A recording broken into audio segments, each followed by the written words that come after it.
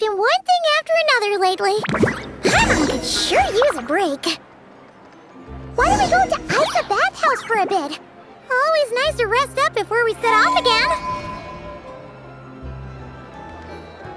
Ah, Traveler, Paimon. It's been a while. As it happens, there is a letter here for you. One moment. Here. A letter? From who? Dear Diary, I'm Kale. I work as a trainee forest ranger under my master, Tighnari. I'm also studying at the academia. I've been getting better and better at reading lately. Mr. Al-Haytham says that the written word is a crucial medium for exploring the world and understanding oneself. That's why I decided to start this diary. That said, what should I write about? Things are pretty quiet in Sumeru these days. Life is good. Every day is a fulfilling and happy one. When I think back to the days when I suffered from Elazar, or way back to when I was injected with God remains, I'm in a much better place now. I hope it stays that way forever. I'll leave it there for now. Master said he'll take me shopping in Sumeru City today, which is great because I've been meaning to visit the toy seller at the Grand Bazaar for a while now. Kale, time to go. Yes, Master! Huh?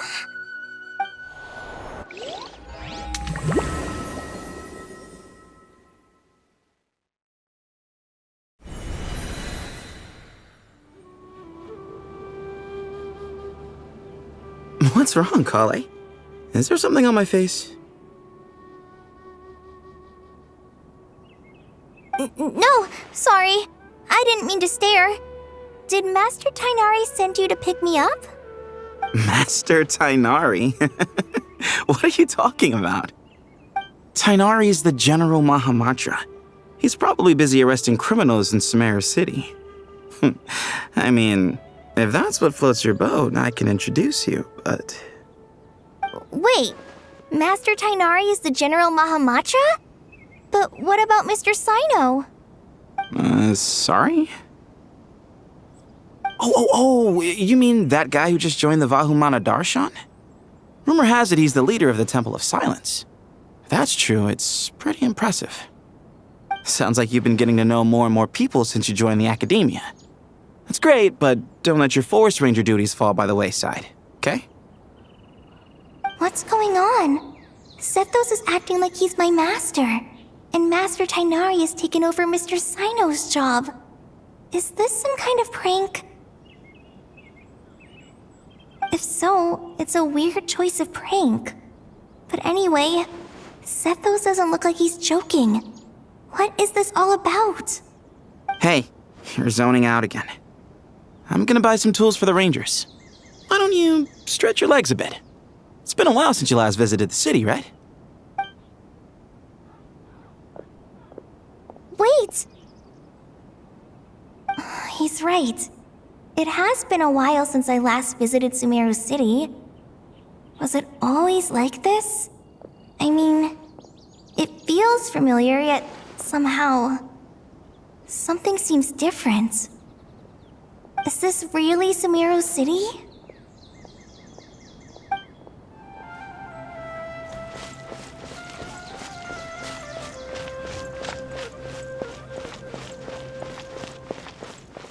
Hey, did you see who just walked by? I think she's that famous merc. Yeah, it's gotta be her. That red hair gives her away. The Flame Mane. They say she can take down a dozen tough guys with just one hand.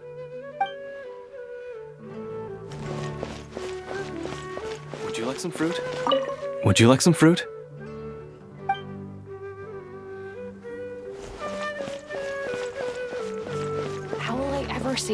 How will I ever save enough money to buy that custom-made axe with floral carvings from the blacksmith? To use as a weapon, of course. As Hussein's secretary, I must ensure his safety. Don't underestimate me just because I'm a homemaker. I used to be a mercenary in the Corps of 30. Peace is precious, but you must always be prepared for the worst.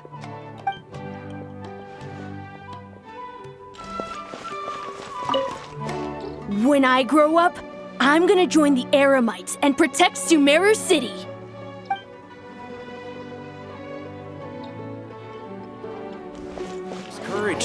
It takes courage to maintain a peaceful life, too. Hello, my name is Hussein. I'm responsible for managing administrative affairs in the Grand Bazaar and Treasure Street on behalf of the Academia. It's always one thing after another. Ah, if only everyone was as good-natured as the great merchant Kaveh Bey.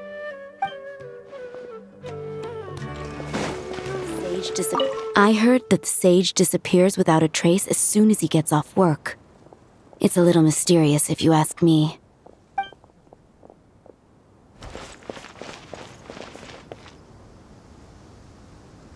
Lord Kaveh Bey, did you get a chance to review this month's accounts? Any feedback? You mean the version you sent over a few days ago? Yeah, I took a look when I received it. I was thinking that maybe our profit margin is a little excessive. I visited some of our commercial partners last month.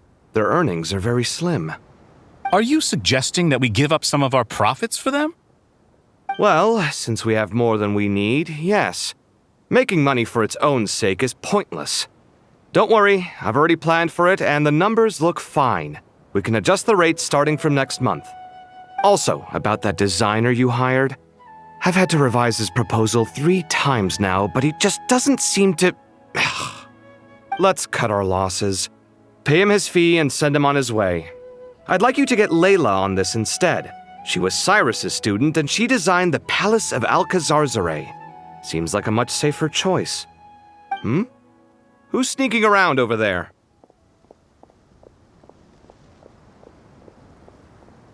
Mr. Kaveh?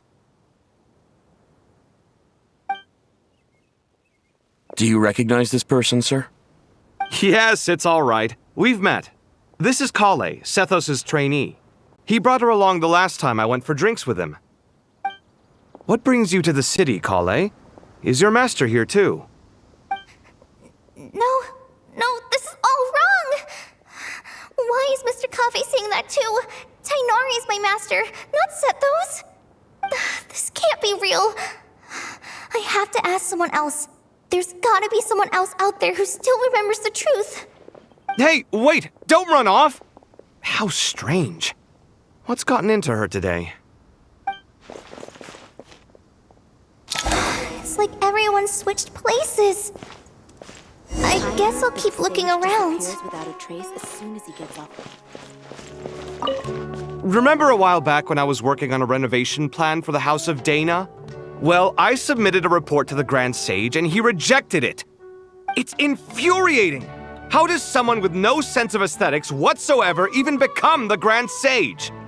Please, calm down, Lord Kaveh. Maybe it's for the best that the proposal wasn't approved. Weren't you planning on paying for the renovations out of your own pocket? The Grand Sage just saved you a huge sum of mora. You're right. It's his loss if he doesn't want to work with me. Let him live out the rest of his days in an artless void for all I care. Anyway, enough about that killjoy. There's supposed to be a show at the Zubair Theater today. Are you guys free later? Tickets are on me if you want to join.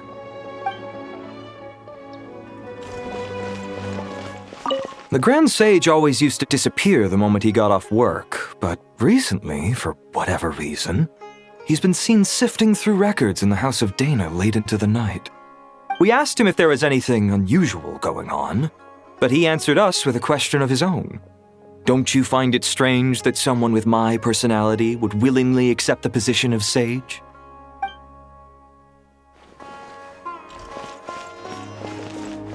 Hey, bud, can I ask you a favor? Is that alright if I borrow your thesis? Don't worry, I'm not gonna copy your work, I just need it as a reference. I guess that's okay. But if our theses end up sounding too similar, it's gonna be easy for them to spot. Yeah, trust me, plagiarism's the last thing on my mind. The only reason I ask is it's been really hard to get my hands on any reference material lately.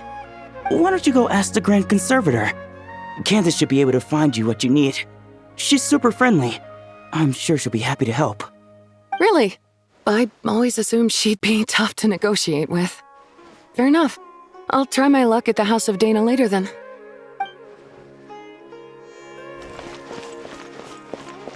Would you like a cup of coffee?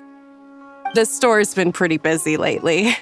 Lots of customers have been feeding Ashru, who watches over the shop, and now Ashru's put on quite a lot of weight. Maybe I should put up a sign saying, "Please don't feed the cat." So much pressure. Students are under so much pressure these days. Sometimes I just want to write their papers for them. Peculiar papers come to me for review every day. I really wish they were able to relax once in a while and not be constantly plagued by academic conundrums. It doesn't do a person any good to spend too long down the rabbit hole.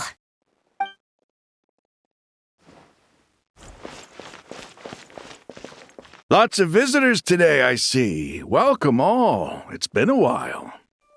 Hey, Rahman. You know that guy who sells face powder on Treasure Street? I haven't seen him around in a while.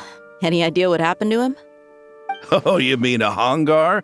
Yeah, he got into a brawl with Shavirme on Treasure Street. He's been banned from setting up shop there for now. Seriously?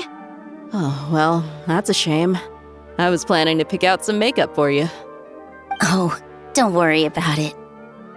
The legendary Flame Mane discussing makeup with the Zubair Theater star dancer. Now there's something you don't see every day. Flame Mane? You know, I'm not actually sure when people started calling me that. Maybe the other Eremites thought I needed a fiercer title to scare people off? To be completely honest, I think the title would fit you better than me, Dia. You think? Can't say I've never imagined myself as a merc. If I ever give up the dancing, maybe I'll head to the desert and give the Eremite life a try. You would? Is that so strange? Oh, not at all. In fact, I've actually had similar thoughts before. If I ever get tired of sleeping out in the wild, I think I might go look for a job at the Zubair Theater. I've adored the dance of Sub-Zeros ever since the first time I saw you perform it. If the chance ever came up, I'd love to try it out on stage for myself. Really? If our manager Sataria heard you say that, she'd hold you to it. Probably grab you by the sleeve and never let you go again. Hey, when that day comes, I'll do your makeup myself. How's that sound? Sure. If the day comes, I'd be honored.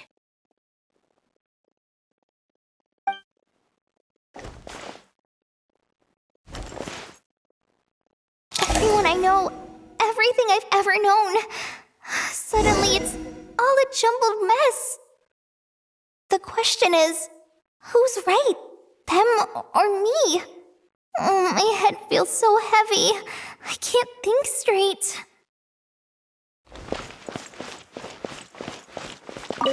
Nilu, have you been to Aru Village recently? I've got a friend who I haven't seen in a while. I was wondering how she's doing. You mean Faruzan, the guardian of Aru Village? I saw her not too long ago. She seemed completely absorbed in her research. No change there, then. I'll have to catch up with her the next time I'm out that way.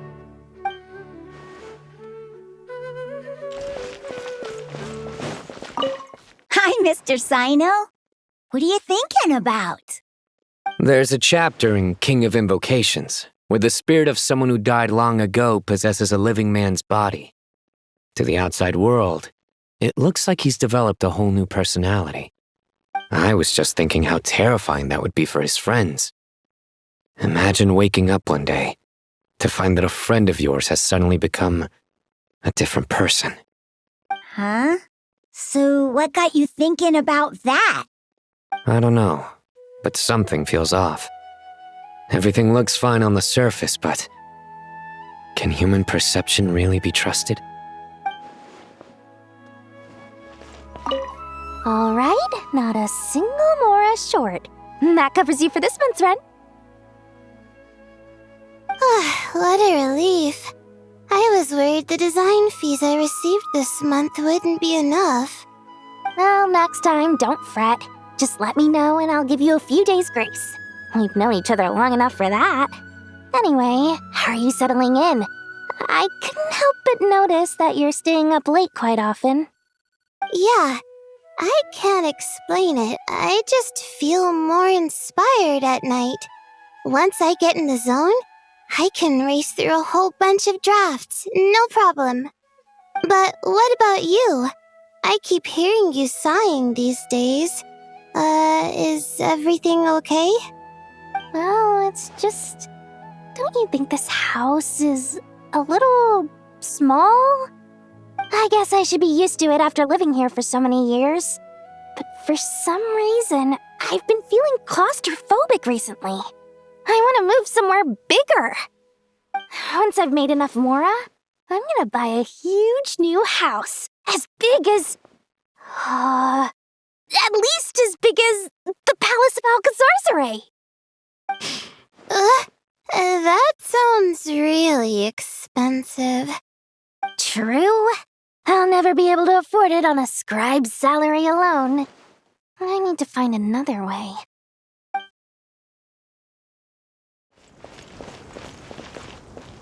Mahamatra Tainari! We've apprehended the suspect! They say that the fool is prone to blind faith, but the wise man is not immune to it either. Suraj, do you have anything to say in your defense? Tainari, you were the one who turned the sages against me. Just a few words of caution from you was all it took to destroy my research. And now you're trying to stop me again? You should know that mechanical life is the future! We must cast aside our useless flesh and... That's enough. I'm not in the mood to listen to your lunacy. Anyone could tell you how amateur your work is. Karina, Ilias, put him somewhere safely out of the way. Yes, sir. Next on the agenda is... Master? What is it? Wait, did Professor Zahahati send you? She's been encouraging me to take on an apprentice.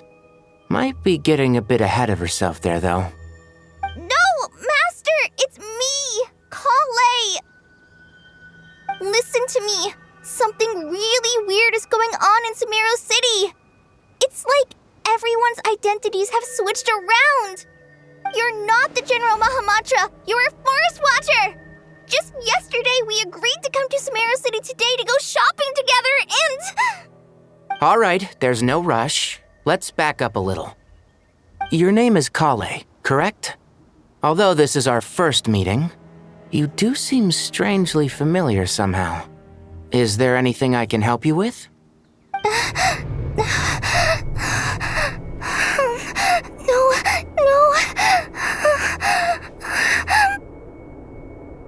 Master!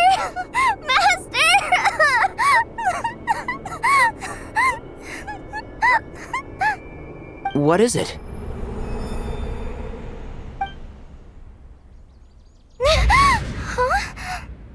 Did you have another nightmare?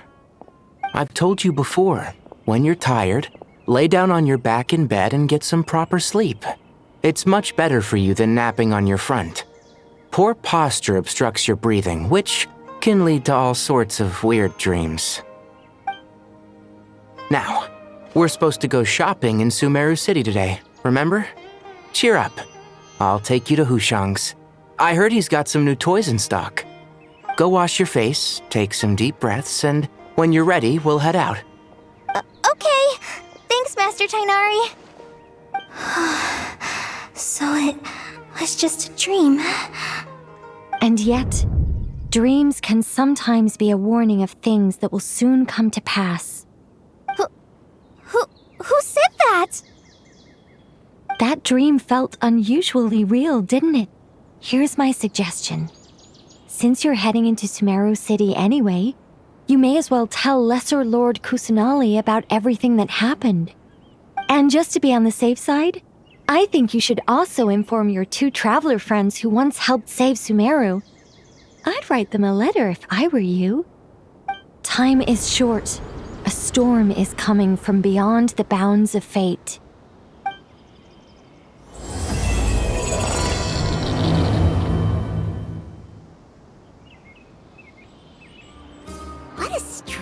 situation. No wonder Kale was in such a rush to write us a letter. Imagine waking up one day to find that everything around you has changed. You might not even recognize Paimon anymore. Oh, that's a scary thought. Let's get to Sumeru and find out what the heck is going on. I can't believe I have to move so far away on such short notice. I made an automatic watering device so that my flowers won't wither and die while I'm away from home. Hey, do you think renovation works is the real reason they're moving us to Caravan Rebot? There's a rumor going around that Sumeru City's buildings aren't earthquake-resistant enough. Maybe that's it? All we know for sure is that the order came down from the Dendro Archon herself.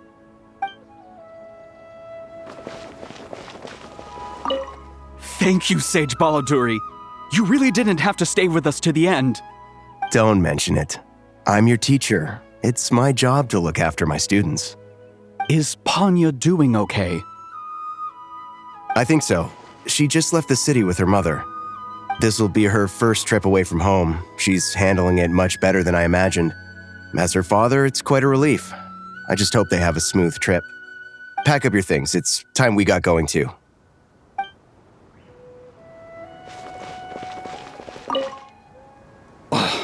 As if work and family aren't enough to deal with already. Now they're telling us to move to Caravan Rebot because of renovations? Huh. I bet it's just some vanity project. I don't trust the Dendro Archon, nor any of the sages. Especially not that new Grand Sage, what's his name, Nephis? If you ask me, he's the worst of the bunch.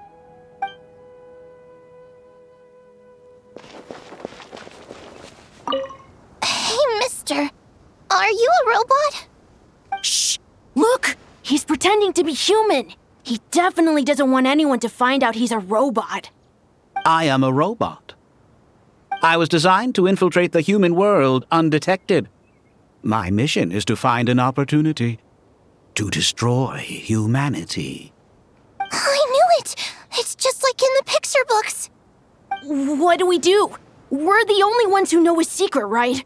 Surely he won't silence us for good. You have discovered my secret. Now I must take you as my prisoners. I will tickle your feet until you join the robot army. Don't be afraid. I'll protect you. Take this, robot! Ow! Stop! I was just kidding. I'm human. I'm human!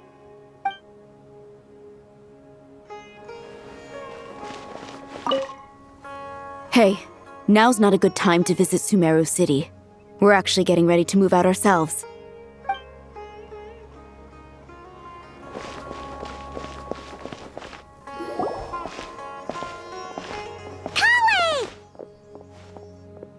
Traveler! Paimon! Thank goodness! I'm so glad you made it!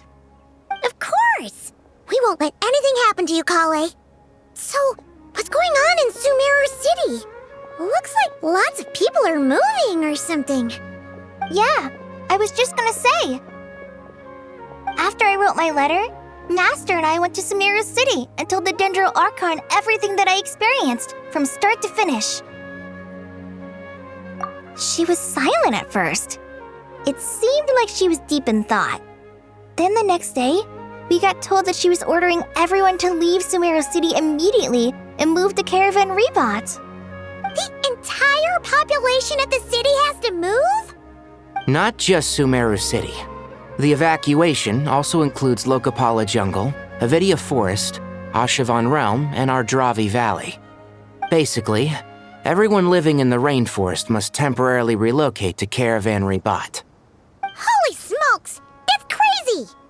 Yes, it's quite an operation. Even if people only bring the bare essentials, the scale is simply enormous. They've requisitioned almost all the Sumpter Beasts in Sumeru for the task, including the entirety of Dori's Sumpter Beast Park.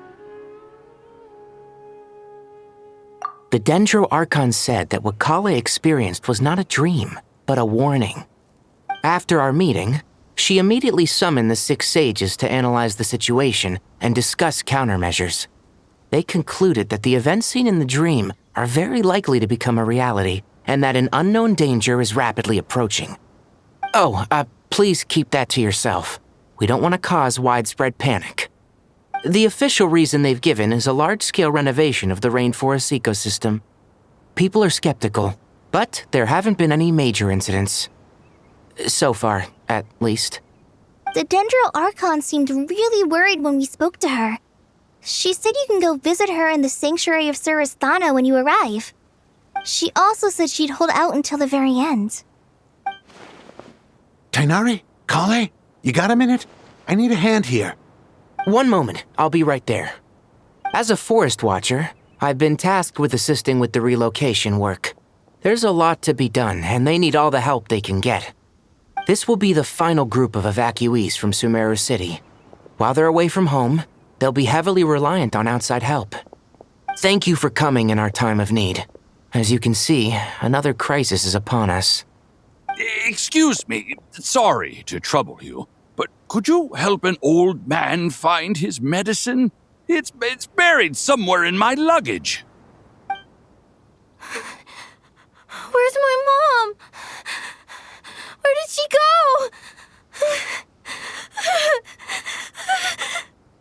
go? Don't worry, it'll be okay.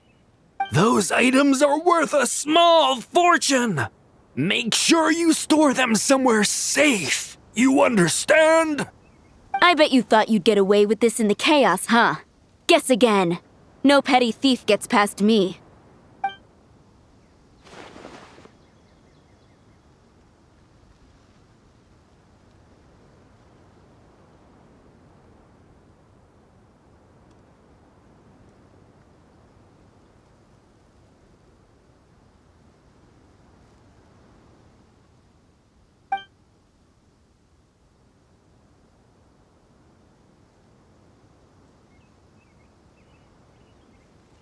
We should go help the evacuees. See you around. I'm so glad that you believed me and came all this way to help.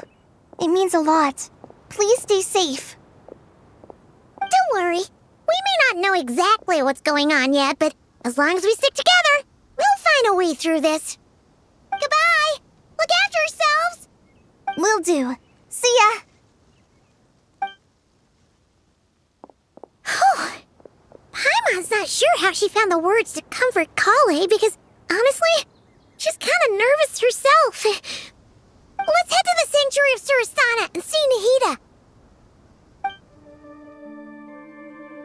Nahida. Who goes there? No unauthorized access to this place. By order of Mahamatra Sino. Are you blind? It's the Traveler and Paimon. Surely you've seen them before. Huh? Oh, so it is. I'm sorry, I haven't been sleeping well lately. My nerves are a little frayed. The Dendro Archon is in a very vulnerable state at the moment. Mahamatra Sino is concerned that our enemies might choose this moment to strike, so he's ordered us to strengthen our defenses. Just seeing you two again already puts our minds at ease. Please, enter. I'm sure everyone's expecting you.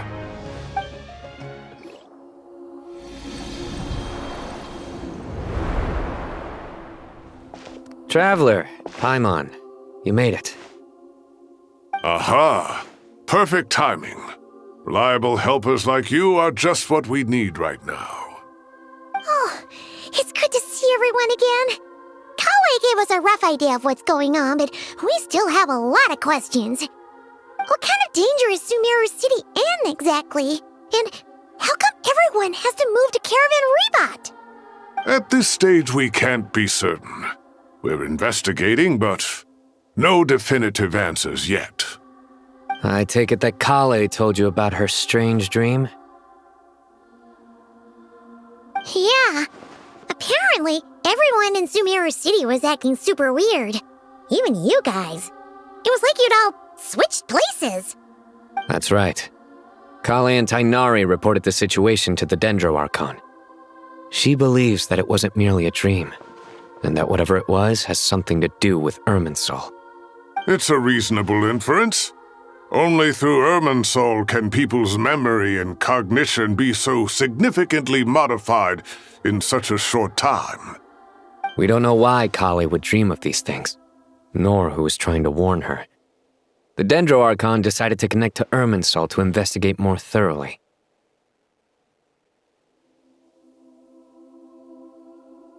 Irminsul is connected directly to the ley lines. The tree serves as a central hub where the ley lines converge, and its core function is to record and store the world's knowledge and memories. But something has gone awry, severely compromising the performance of this core function. Information is bottlenecking inside Irminsul, hampering the ley line's flow. If this continues, new information will languish unrecorded, with existing records thrown into disarray. In short, the souls of the dead will be stranded, while the living have their sense of reality warped. In the long run, Kale's dream could well become a reality. And that's just the beginning. There's no telling what other nightmares could end up coming true.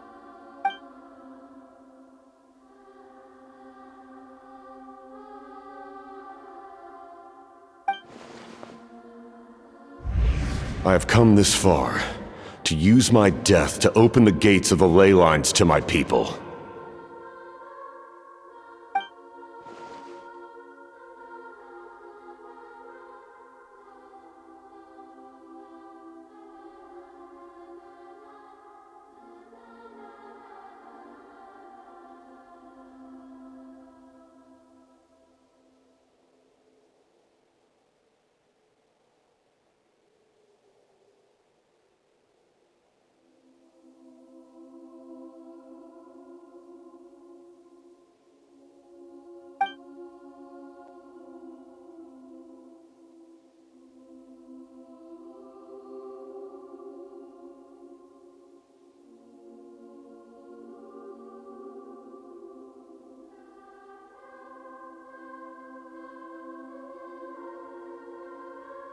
Faced with a growing backlog of information, the Dendro Archon decided to connect herself directly to Irminsul and take over the recording and processing function herself. But it is an almost impossible task. Individual brains aren't equipped to deal with the sheer volume of knowledge and memories involved. All that information flooding in at once would instantly fry any human mind. And for a god, even for a god, the suffering must be unimaginable. The Dendro Archon's power originates from Irminsul. Any issue with the tree itself takes a toll on her to begin with. On top of that, she's subjecting herself to the grueling task of processing all that data. It must be torture for her. And despite all of this, she is somehow finding the strength to investigate the Irminsul situation from within and send us her findings. I finished analyzing the latest data. Looks like our working theory was wrong. There's no signs of Irminsul having been attacked from the outside. So it's internal then? Some sort of disease, perhaps? No. I've spent half my life studying the ley lines. If Irminsul malfunctioned this easily, the world would have met its end long ago.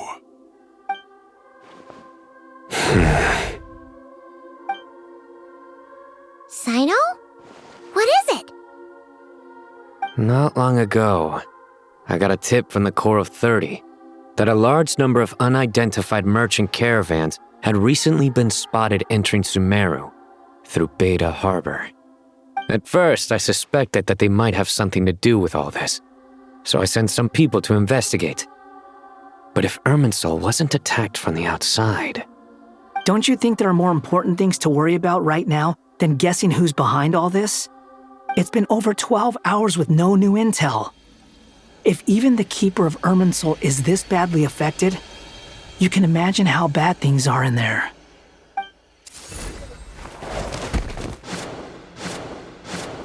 Dendro Archon.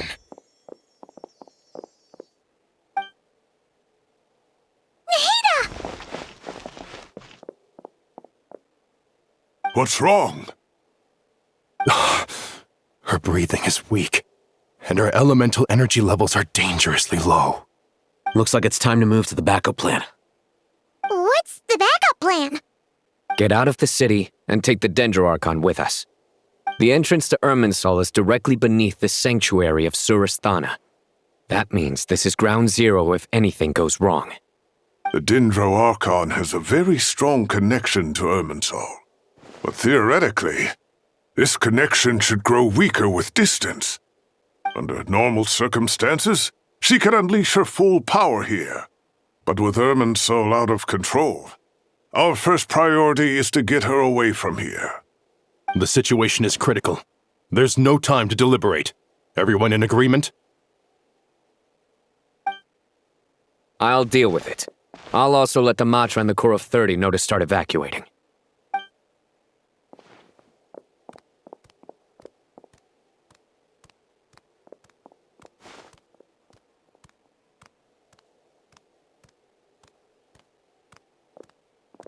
Let's go.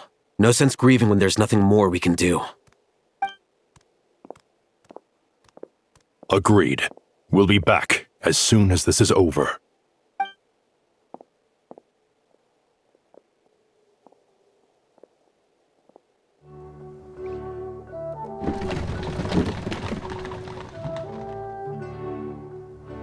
The last group of civilians has been safely evacuated. Dendro Archon's carriage will travel with them. Sino and Hat Guy will protect the convoy. With the Dendro Archon in a coma, we've lost our means of investigating the situation. And with Irminsul still deteriorating, we have no choice but to evacuate Sumeru City. Feels as though we're being pushed along by an invisible hand. Stop moaning, Cyrus.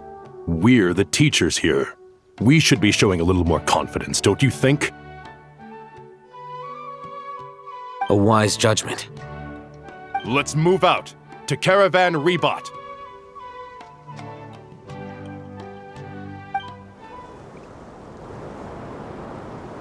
Sir, all units are in position. Good. Everything is going to plan. Interfering with Sumeru City is a necessary step, so do not hesitate. The Irminsul situation will not harm you. We need to speed things up here, too. We don't want to keep our client waiting, do we? No, sir. You have my word. Everything will be completed on schedule. They say that fervent ambition attracts the favor of the gods, and with it, a vision. But we appear to be the exception. So, is our ambition not strong enough?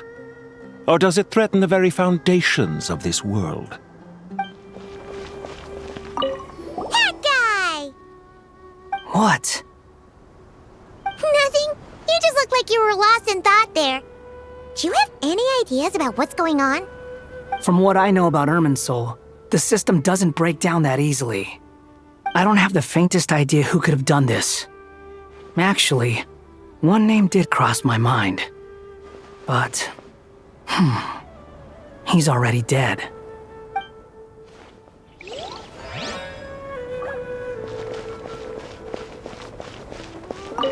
So, can I assume that this period of time away won't count as part of the rental period? Maybe we should deduct it from next month's payment. Sure. Great! Wait, why are you suddenly being so reasonable? What's the catch? I'm always reasonable with rental payments. Like the time I refused to let you use that wine you brought home as collateral. That was a perfectly fair request, and you know it! Everyone runs low on funds now and then, don't they? And that bottle of wine wasn't cheap. You ought to be thanking me. Anyway, Sumeru City should be empty by now, right? With no one at home, I've been worried about security. I'm worried about burglars. What would they steal? That new scroll you bought? Ah! I'd almost forgotten about that. Oh, I only went and hung it up in the most conspicuous spot in the house. If anyone breaks in, it'll be the first thing they see. Well, no one but you gave it a second look while it was on display in the shop. I doubt anyone would go out of their way to steal it. You say that, but what if there's a thief out there who shares my aesthetic tastes?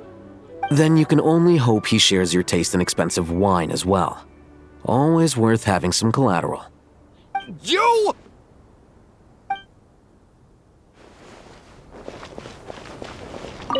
Keep your eyes peeled.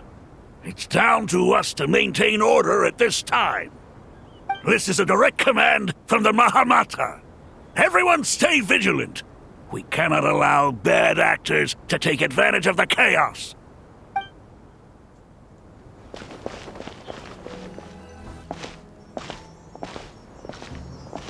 How is the Dendro Archon? Her breathing is steady.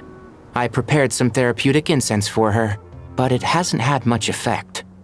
Her vitals are still very weak. Based on the information you've provided, I have a working hypothesis. Her condition is partly due to Irminsul's influence, and partly due to a physiological imbalance caused by the rapid depletion of her power.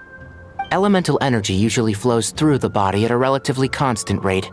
The body grows accustomed to this rhythm, so when it's thrown out of balance, physical symptoms will appear. Is this similar to the ley lines? Overloading and withering both directly affect their vitality, potentially causing irreversible damage. Correct. From a biological perspective, if you overexert yourself, you pay the price with your life. The Dendro Archon is not only drained of power, but her life force is at a critically low level. Is there any way to restore her health? I know the ley lines have strong self-healing abilities. As long as any blockages or pollutions are dealt with, they can quickly regain their vitality. But what about people? Well, gods. What's their capacity for self-healing? Before we think about that, there's a bigger predicament to resolve. Restoring the Dendro Archon's power requires us to heal Irminsul first. But that will be extremely difficult without the Dendro Archon's power. Paimon's already getting lost here.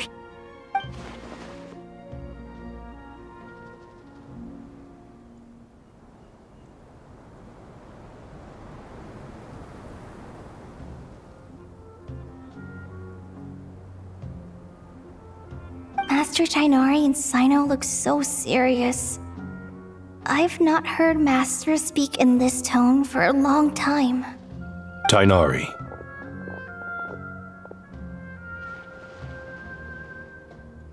Master Nephis, sages. Tighnari, haven't seen you in ages. Have you gotten taller? Or did your ears get longer? Hopefully the former, Uncle Baladuri. Cyno, where's Professor Cyrus? I thought he'd be with you. He went out into the wild to investigate the situation. He said that the Irminsul anomaly will likely start to affect the real world soon. He shouldn't be trotting around alone at his age. Which way did he go? I'll look for him later. Would someone mind introducing us? Ah yes, of course. Allow me to do the honors. I'm sure we're all familiar with the Traveler and Paimon. They're the heroes who helped foil Azar's conspiracy and save Sumeru. These gentlemen and I are the 6 current sages of the Academia. Balduri and I are part of the Old Guard, while the other 4 took office after Azar and his clique fell from power. We have Sage Alkindi of the Spantamad Darshan, Sage Farnas of Kasharawar, Rataoist Sage Shakir, and finally Haravatat Sage Rusht. Nice to meet you all! I've heard much about you. Delighted to finally meet you in person. You're younger than I imagined for someone with the power to stand up to fate itself.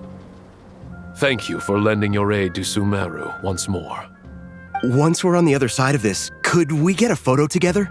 My daughter has a friend named Isak. He's always talking about you two. Of course! No true hero would deny a child their wish. Back to business. So with the Dendro Archon currently in a coma, the people have taken temporary refuge at Caravan Rebot, but they cannot stay here forever. We need to come up with a plan as soon as possible. Farnas, any thoughts? Well, firstly, having reviewed the data, I'm inclined to agree with your assessment. This doesn't look like an attack on Irminsul from the outside. Rather, it resembles a malfunctioning machine. Calculations going haywire and sparks flying. That being said, before we consider how to fix it, we need to understand precisely what has gone wrong. Furthermore, we somehow need to ascertain this without relying on the Dendro Archon's power. We have no direct access to Irminsul. However, we might be able to gather the information we need from the ley lines. Study the branches to learn about the trunk, in other words. Wait, is that what Cyrus is up to? No wonder he ran off to research in the wild. Curse, always one step ahead of me, isn't he? I heard that while in the sanctuary of Surasthana, the Dendro Archon had to serve as the central information hub herself. This is a clear sign the situation within Irminsul might be far worse than we can imagine. Irminsul is vital not just to the safety of Sumeru, but to all of Teyvat. We must be the ones to bear responsibility for this world. To be on the safe side, I think we need to consider some backup plans.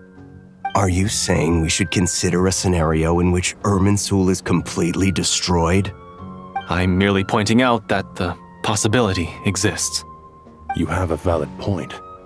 But until worst comes to worst, I believe we should focus our efforts on resolving the Irminsul anomaly and helping it recover. Kale, I understand that you were the first to foresee this crisis. If it's all right, I'd like to talk with you about it in more detail. Of course, but even I don't know how I came to have that dream. If there are no signs of external damage, could it be a stress fracture? Metals tend to suffer from this issue with long-term use, and Irminsul has existed for centuries, after all. It's possible, but surely a stress fracture would be more likely to cause a complete shutdown rather than chaos. Sages, General Mahamatra, sorry to interrupt, but something has come up. What happened? Some citizens didn't believe that Sumeru City was really in any danger. They slipped away and hid during the relocation, intending to return home. How many people are we talking? About a dozen. Sakura found them while on patrol, but they appeared to be suffering from psychosis. For whatever reason, they were trying to kill each other. By the time we arrived, there were only 2 survivors. One was unconscious from their injuries. The other tried to attack us, but was subdued. Where did this happen? Near Yasna Monument. That's not far from Caravan Rebot. Master. I know. The Irminsul anomaly is beginning to have effects in the world. I didn't expect it to spread to Yasna Monument so soon. It almost feels like we're being chased relentlessly, with no time to catch our breath. Sir Cyrus said the same thing. He sent me back to report in, while he continues investigating. I'll go join him.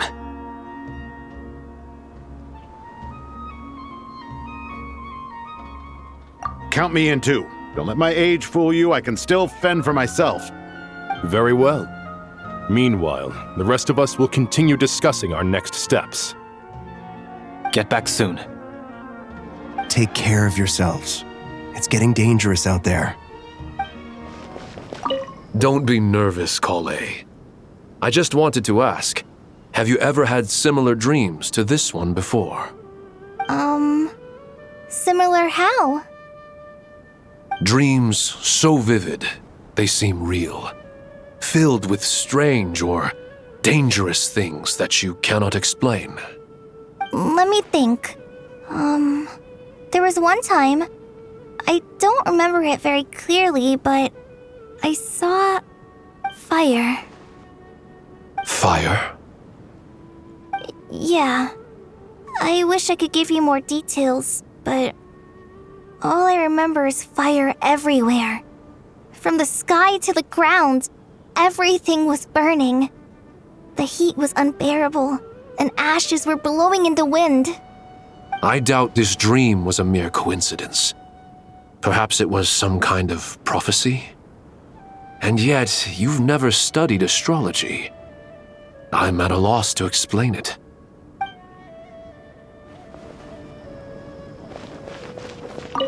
I thought we'd be safer once we got to Caravan Rebot. If the Irminsul anomaly's sphere of influence continues to expand, our only option will be to move into the desert. To Aru Village? We should check if they can accommodate so many people. Essential supplies will also become an issue. We were only able to relocate here so quickly because Caravan Rebot is well stocked.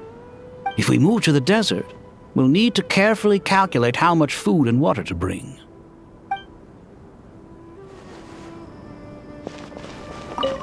Thank you for everything, Tighnari. Don't worry about me. I'm fine. But if you don't mind me saying so, Master, you're looking a little nervous yourself. I only just got appointed as Grand Sage, and now this happens. It's quite overwhelming. Looking back now, I don't think I handled the situation with Azar very well at all. Yes, I protested, but I went about it the wrong way. Instead of helping, I just ended up getting locked away. Now that I'm the Grand Sage, I have to be responsible for everyone's lives, including the dozen or so who fled to Yasna Monument. I can't help but blame myself for their deaths. It's only natural that you want to do the best job you can, but Master, we both know perfection is impossible. You're right.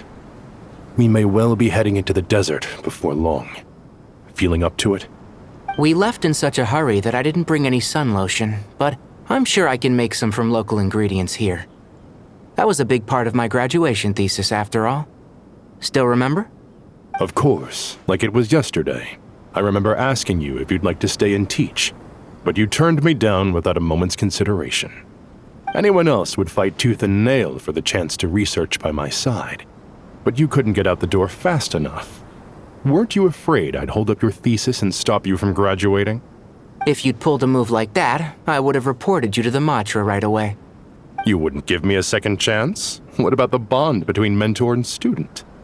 No, Master. I would not sit by and watch you go astray. Very good. Then I taught you well.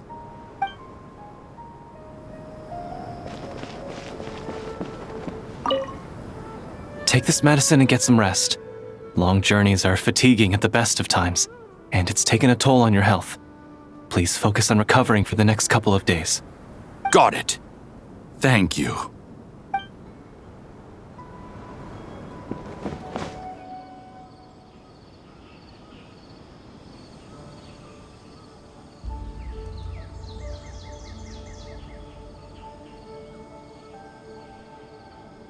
Please, don't go any further. As you get closer to Sumeru City, there's no knowing what dangers you might encounter. So this is our mentally disturbed man? I'm going to gut you all!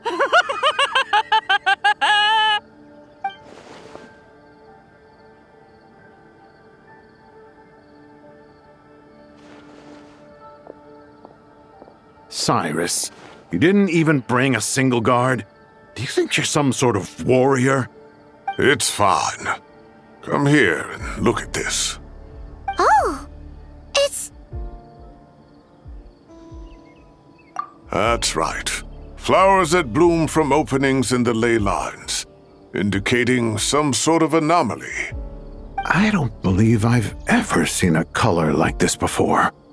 Did you discover it nearby? Not just here. Way over there, too. They're everywhere. There's even more in that direction. How did you ascertain the situation further ahead? Didn't you just say that we can't go beyond this point? Yes. This area is relatively safe so far, but if you continue forward, delusions will start afflicting your mind. However, some vision-bearing mercenaries were able to maintain their sanity a little better. They're the ones who brought back news from further afield. Sino, do you remember the class I taught on dissecting ley line blossoms? I do, Professor. I received full marks in that course. Good. After all these years, it's time to put that knowledge into practice.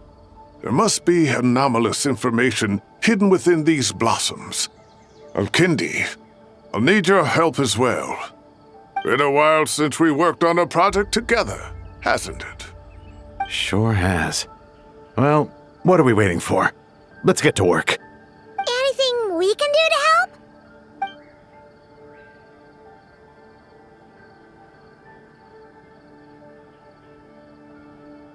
Will you need my help?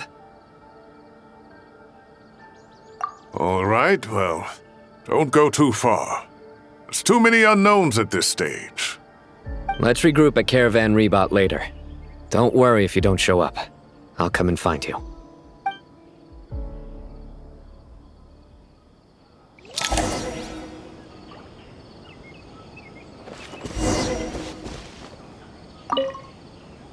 All right, well, don't go too far.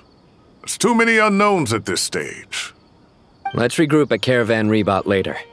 Don't worry if you don't show up. I'll come and find you.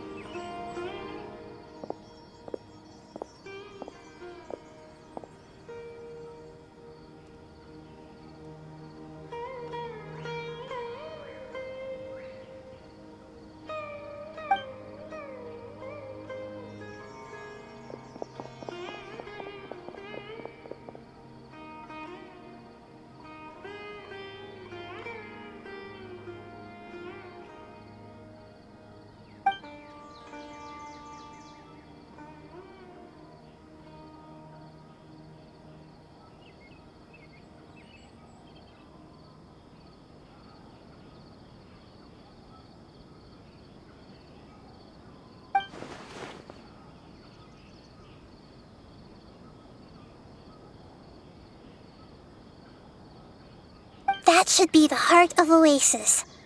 All we need to do is light it with the fire seed, and it'll restore a pep with elemental power. The damage it suffered internally will also slowly begin to heal.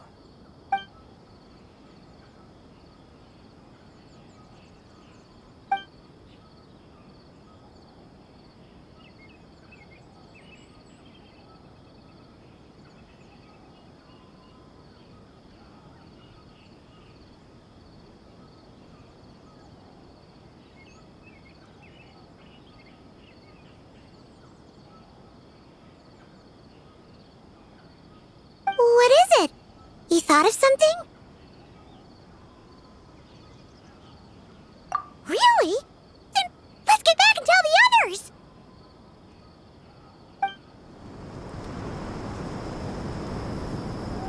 Whew. Glad to see you've returned safe and sound. Any longer and we would have gone out looking for you. Well, this is a nice surprise. Paimon sure feels better with everyone we know here. We've made some progress, so let's start by giving you and Paimon a quick update. By dissecting the ley line's blossoms, we've been able to deduce that although Irminsul is experiencing an anomaly, it has not completely rejected access from the outside. The Dendro Archon has the power to connect to Irminsul, but there's also another way. I assume you recall the devices everyone was wearing when you first arrived in Sumeru? Devices? Oh, wait. You mean... The Akasha terminals? That's right. Of course! It's been so long, Paimon almost forgot all about the Akasha. Wasn't it shut down, though? Yes, but although the system isn't currently operational, the technological infrastructure is all still there. And it turns out that a certain someone gets so bored at work that he's actually read through every single one of the instruction manuals. No prizes for guessing who that was. If praising others is that embarrassing for you, you can simply spare yourself the ordeal. As much as it pains me to say anything nice about him, there's no denying his intelligence. He rarely forgets anything he's read. The Akasha is exactly what Sumeru needs at this moment. Between us, we should have all the knowledge and expertise we need to get it up and running again. But if I recall correctly, doesn't the Akasha need a gnosis to function? That's exactly right. The Akasha relies on the Gnosis as a power source, and in its absence, we'll need to find an alternative. To tackle this problem, it looks like we'll be relocating once again. Namely, to the Temple of Silence. Ring any bells? It's the only major institution in Sumeru dedicated to preserving the knowledge of King Deshret's civilization. You might find the answers you're looking for hiding there. I agree. There's a good chance. Master Nephis and the other sages have discussed it. As the chaos from Irminsul continues to spread, Caravan Rebot won't be a safe haven for much longer. We have to move into the desert next. The scholars and sages will head to the Temple of Silence, while the civilian population seeks refuge in Aru village. The Eremites will keep everyone safe during the journey, and Candace will be there to receive us at the village. This leaves us just one thing to worry about. That Dendro Archon. She's very weak. We can't afford to wait until Irminsul is fixed. There has to be another way to help her.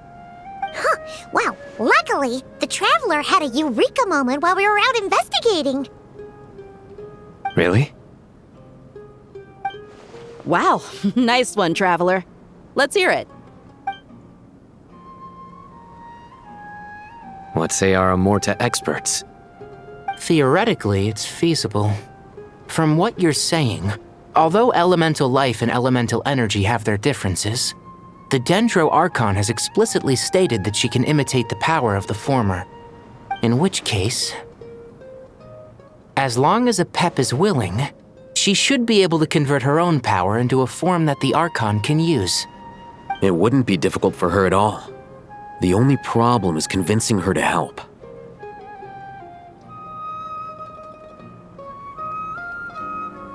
Yeah! Even though she wasn't exactly friendly the last time we met, she didn't refuse to talk with us. When she realizes the danger that Nihida is in, surely she won't turn a blind eye to it.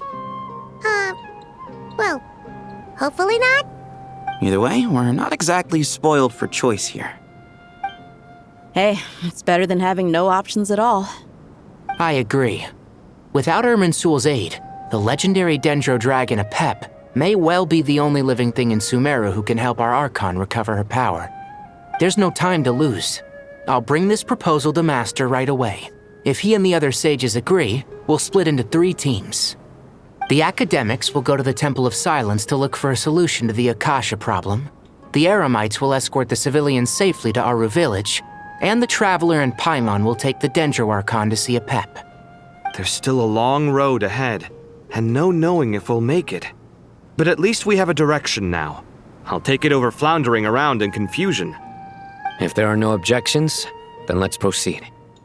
But before we adjourn, I would like to leave you all with some parting words. No matter the distance between us, there will always be an invisible force tying us together.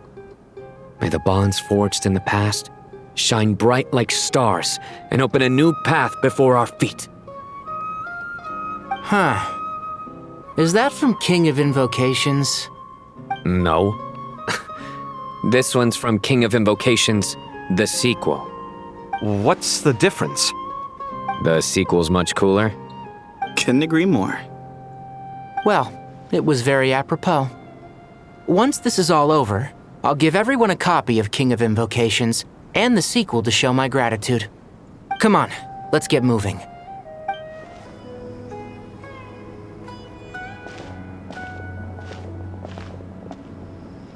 Tighnari has brought me up to speed. I approve of your plan of action. But we can't proceed with everything right away. The people need to rest. For many of them, this will be their first time in the desert, so we'll need to find additional personnel to help escort them. You two, please go on ahead with the Dendro Archon. Let's rendezvous at the Temple of Silence later. No problem. We got this. Words can't express my gratitude, so let me just say, I hope everything goes smoothly for all of us. Goodbye for now. All right, let's get going. If Paimon remembers correctly, the last time we saw Apep was in... Traveler, Paimon. Could I borrow you guys for a moment? It'll only take a second. Kale, what's the matter? Well, The thing is, Master Tighnari once told me, after you raise a problem, you should think about how to resolve it. But ever since I had that dream, I feel like I haven't been of any help at all. I tried my best to keep up with the conversation, but there was so much new information, I couldn't take it all in. So, I just wanted to ask, do you have any tips for me there? Paimon knows exactly how you feel. But fear not, everything you need to know is right here in Paimon's notes. Sumeru chapter! It's got tons of info about all the things we've seen and heard on our adventures. Some parts are a little simplified, but hopefully it all makes sense. You see? Being the greatest guide in Tibet isn't just a fancy title. It takes a lot of hard work.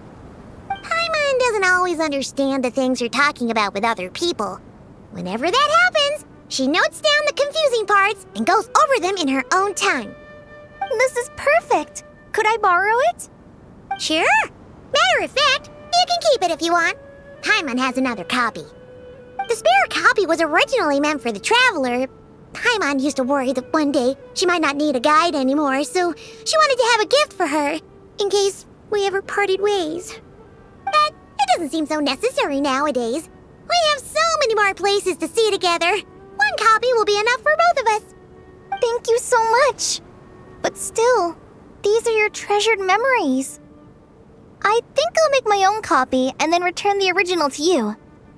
Anyway, that was all. I won't keep you any longer. Have a safe trip. See you again soon. See ya! Alright, time to bring the Hida to see a Pep. Let's hope that old grouch is in a negotiating mood. Hey, here's a thought. If we brought Nervalet along, do you think he could help us persuade a Pep to help? Actually, never mind. In a Pep size, Nervalet's probably one of those dragons who has grown too close to humankind. They might end up fighting for all we know.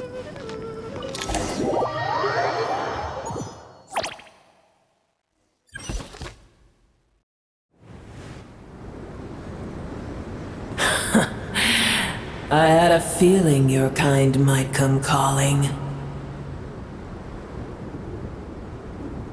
The ley lines are in disarray. Something has gone wrong with Irminsul, yes.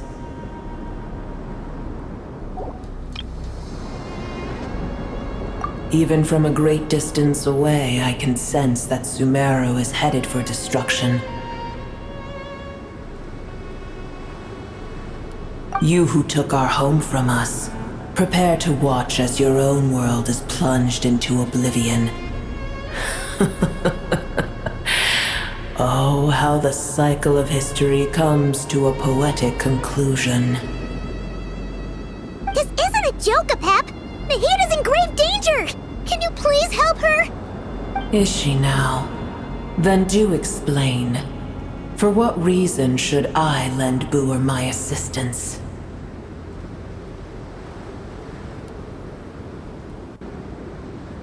Apep, if you truly despise gods and humans so much, well, after the great humiliation of being helped by a god in the past, shouldn't you be jumping at this chance to balance the scales? Now that is a compelling reason. When El Ahmar plotted against me and I was tortured by forbidden knowledge, it was Boer who saved me from agony. And though I regard with shame the pity of my enemies, to receive aid without repaying it would likewise tarnish a dragon's dignity. Oh, tiny Boer, puny humans. Just this once I shall deign to show you the true power of dragonkind. Whoa! It's happening again! We're gonna get sucked in!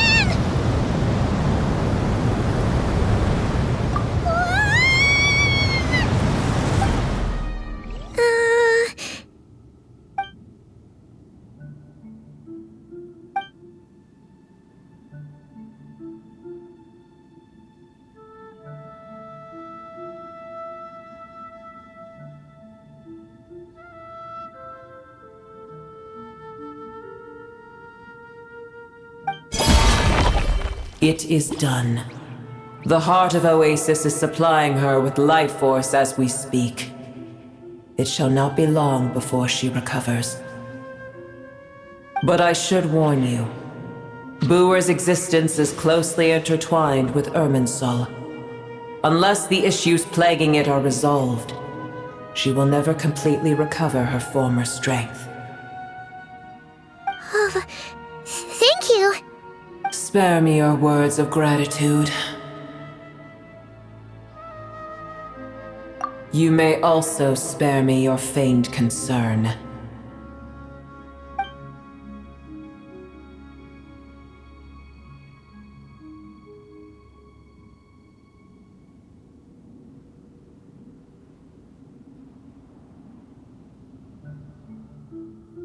A dragon's sovereign's power is far greater than you can imagine.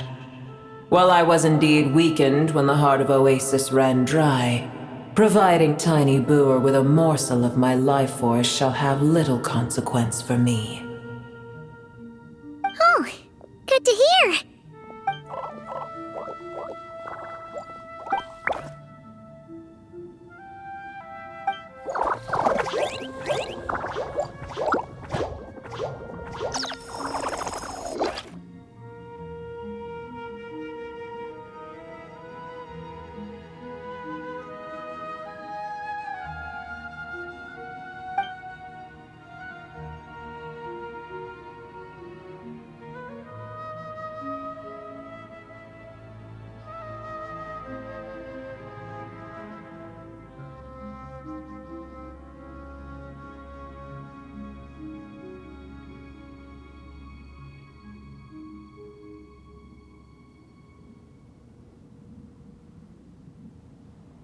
Ever held in high favor, I see.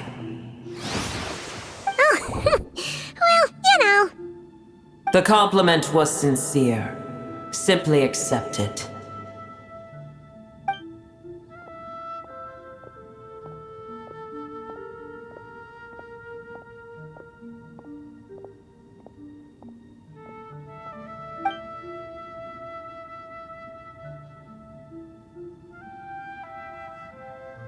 I did once. That tree was not planted by the heavenly principles. Irminsul existed before they ever arrived in Tevat. What? There was a time when it belonged to Tevat, to dragonkind. Its appearance and function then differed greatly from today. The ley lines flowed with an abundance of a familiar, primitive form of elemental energy. You may know it as the power of the Light Realm. The heavenly principles usurped and refashioned Irminsul, made it serve humanity, and used it to anchor the fate of the world. Yet in the end, humanity has failed to protect it. Heavenly principles, God of gods. It makes me sick. The enmity between your kind and mine can never be bridged. As things stand today, holding a grudge against you would serve no purpose. But there will come a day when we reclaim this world for ourselves. The opportunity will arise no matter how long we must wait. I can already sense that far away from here, the Hydro Dragon has wrested his authority from the hands of the usurpers. Though we have yet to meet, I know that we are both preparing for our revenge day and night. Uh-huh.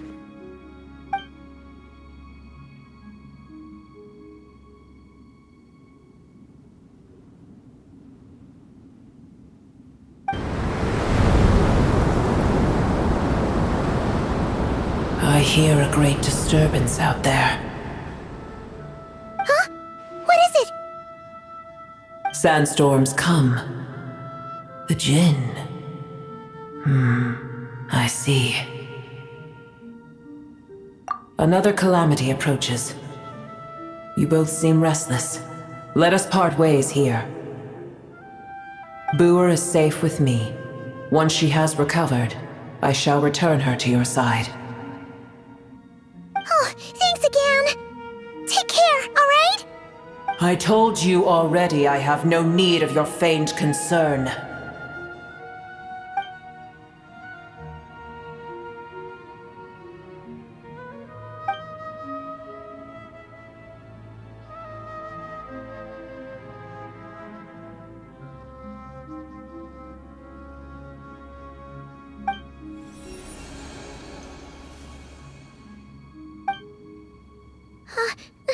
Nahida? You're awake! Are you okay? Cease your interrogation. Yes, she awoke for a brief moment, but she has now lost consciousness again. Take it. We shall talk more at another time.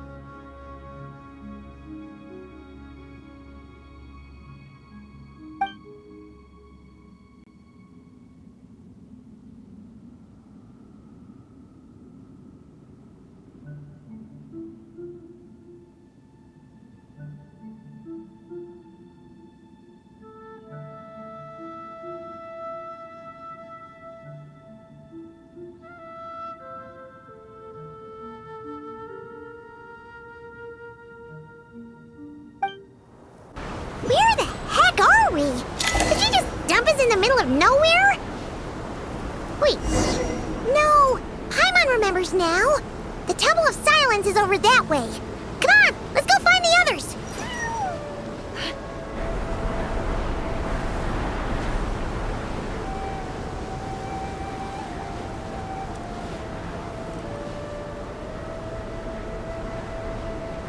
There's no need for everyone to stay here. I'll protect the sages. The rest of you, return to Aru village.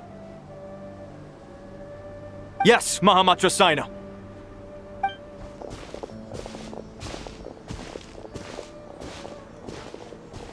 Sino, what's going on? You're back. How's the Dendro Archon? What a relief. It's the Jinn. Countless Jinn have stirred up violent sandstorms across the desert, blocking our path to the Temple of Silence. Tighnari and Kale have returned to Aru village to help. The Jinn are being highly aggressive, so both the village and the merchant caravans require protection. It's just one thing after another. Where did all of them come from anyway? In all my trips to the desert, I've never seen anything like this before. As I see it, the only possible candidate is Gurabad. Gurabad? Baladuri could explain in more detail if he were here. All I know is a rumor I've heard about from previous trips to the desert. Supposedly, a great number of dormant Jinn lie sealed beneath that city.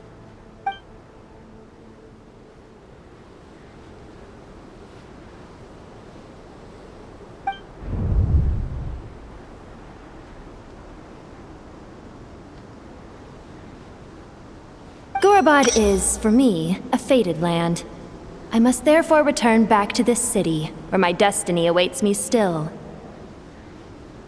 My master, I am sorry that I couldn't stay by your side for long, and that I could not have more time to get familiar with you. Lilipar.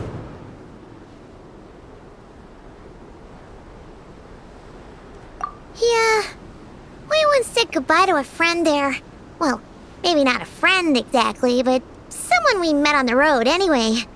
She was a strange bottle. If we can find a way to wake her up, Maybe she can help solve the situation in Gurabad. Well, be careful.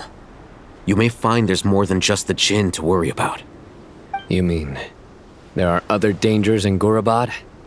It's a sensible assumption to make. The moment we arrived in Caravan Rebad, the Irminsul anomaly started spreading in that direction. Now we've moved to the desert, and suddenly we're plagued by Jinn and sandstorms. To call it a coincidence would be a stretch. Don't worry, we've gotten a lot stronger since our last stint in Sumeru.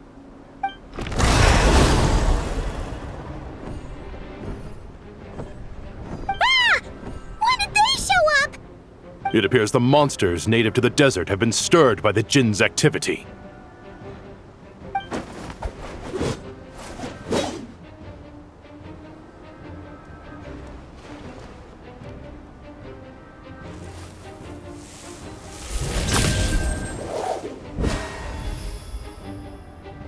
You should get going. We'll take care of things here.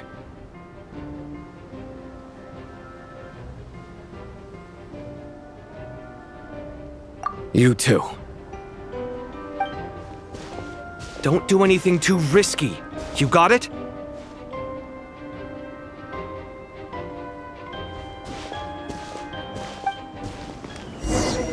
The Jinn are swarming out of Gurabad! Looks like Alhaitha was right! Let's get inside and see what's going on! Can't hide the truth. It all falls into place. They just keep coming! How many of these things are there? We'll never take them all round! Let's just head further inside for now!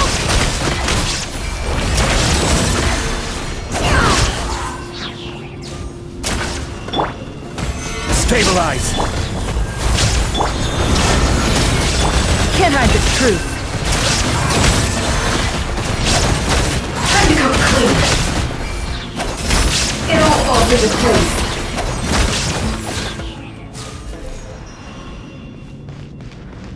Target spotted! Looks like all units at the ready. The Fatui? They must be using this place as a stronghold! Are they the ones behind all this?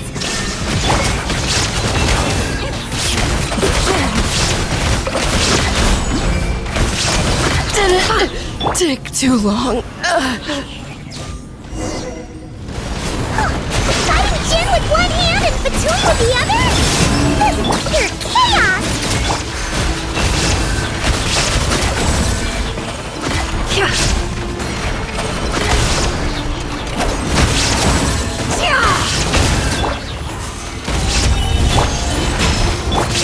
Shine down!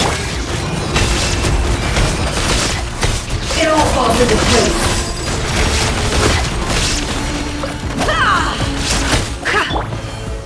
Gather!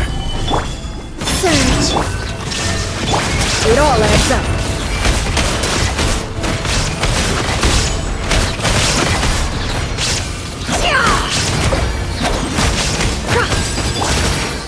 Solidify! There is no escape! No more lies! Let's see what you're made of!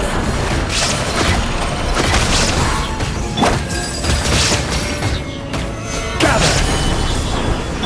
Wayne. Do you see that strange machine? Paimon has a sneaking suspicion that that's the thing wrecking Gurabad and setting all those dangerous Jinn free! The target has reached the core zone. Requesting backup. Repeat, requesting backup. Backup en route! Stop her at all costs! Careful! They're back again! This time. Let's see what you're made of!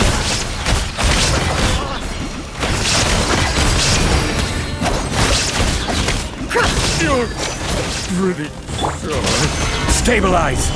Illusion shattered! It all adds up. Suck! Nice one, Traveler! Let's keep going!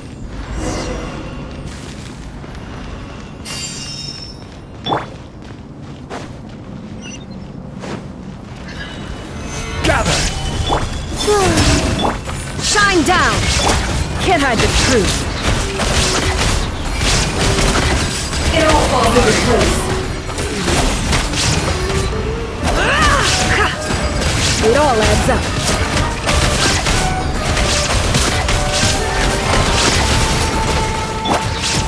Solidify! Surge. No more lies. The mystery unravels. It all falls into place.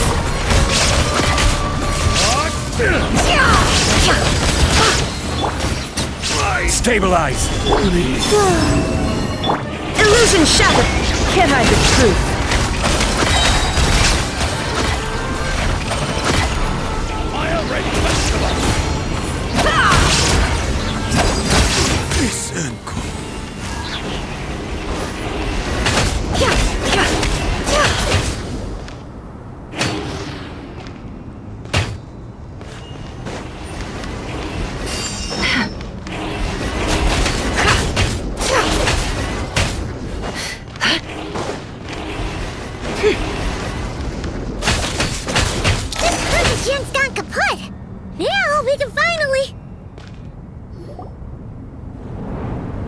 It seems my subordinates failed to stop you in your tracks.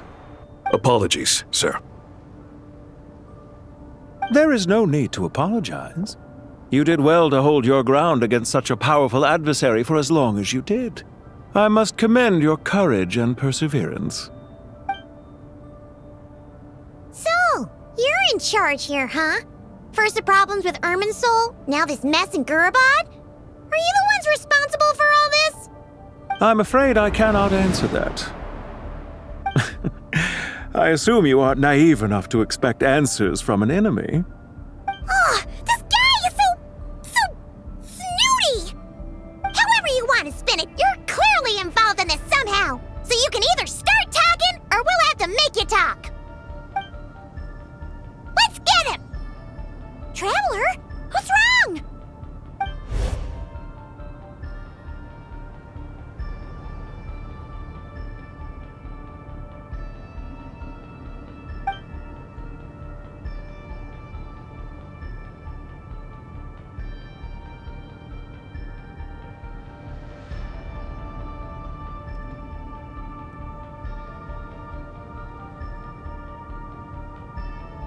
You're remarkably calm.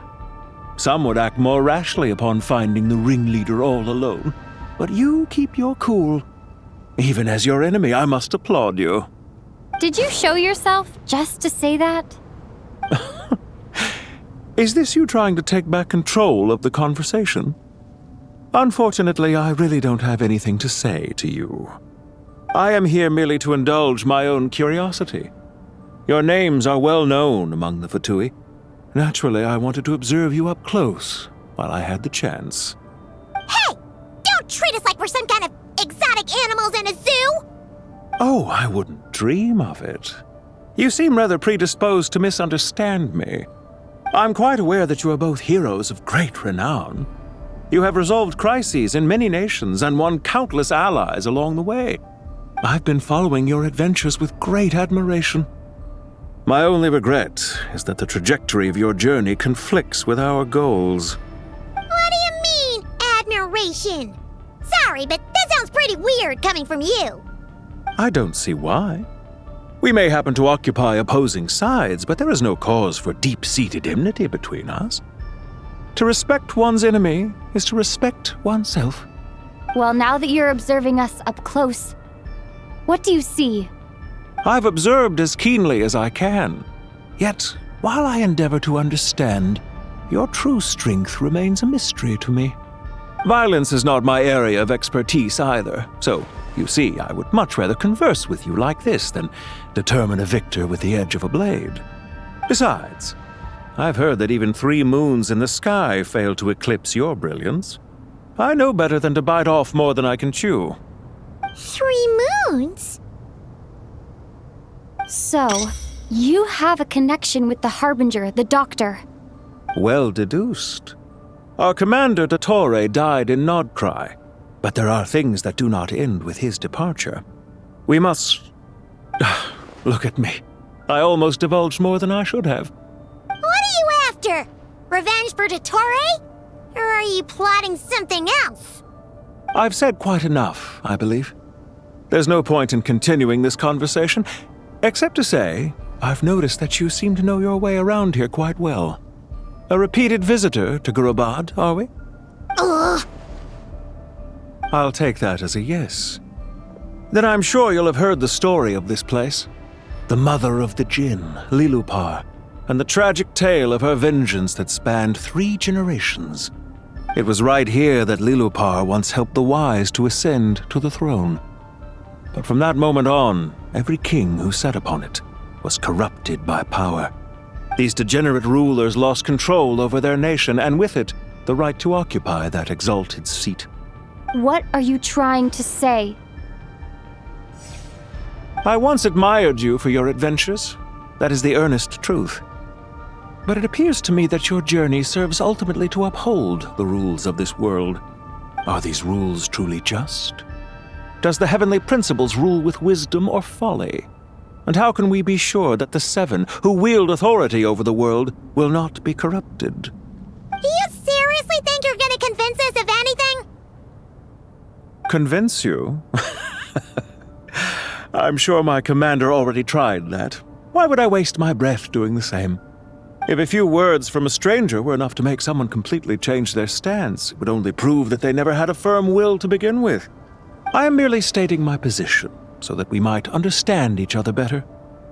One's enemy in the present may not necessarily be an enemy for life. As for what game I'm playing here, I'm simply buying some time.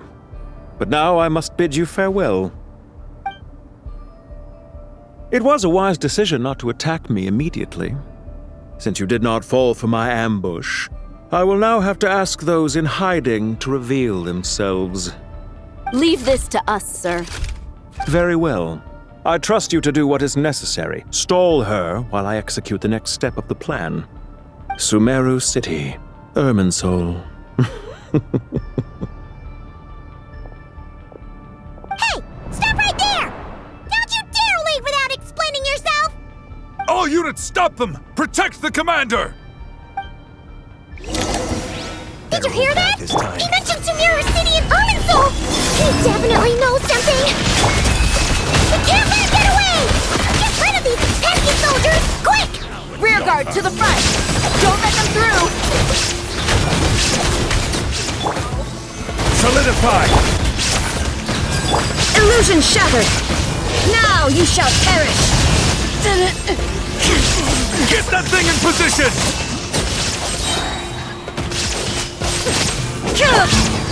Stabilize!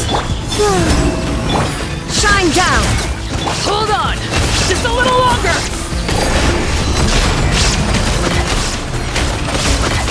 Let's see tomatoes! Can't hide the truth! Let's see tomatoes! He finally beat them! That mysterious guy can't have gotten far! Let's catch up with him! Found him! Over here! You're very persistent. Hey, you! Stop running and explain yourself! What are you trying to...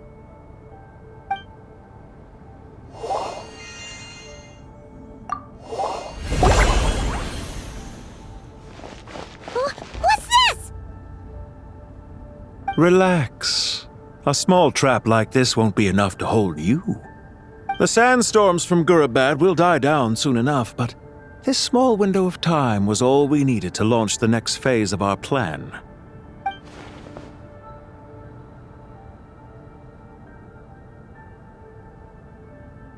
Don't be discouraged.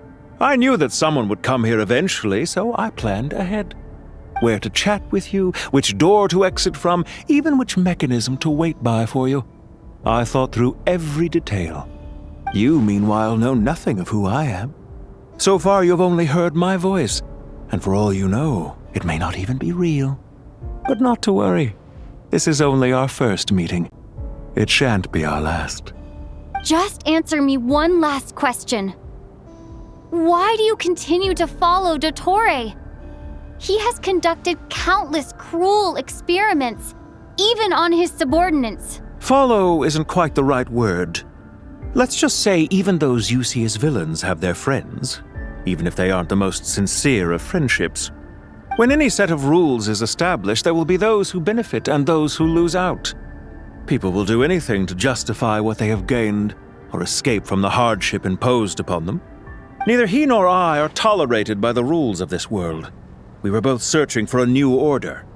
Our ideas of the final form that should take may have differed, but our journeys took a shared path. Goodbye, Traveler and Paimon. I wish you a timely escape, albeit not too soon. I will need a little more time to prepare, after all. Hey! Come back! Wait, this dark wall. We've seen these on our adventures before. It swallows people up! Oh, I'm sorry. She shouldn't have jumped the gun! Oh, okay. He may have fooled us this time, but we'll get it back!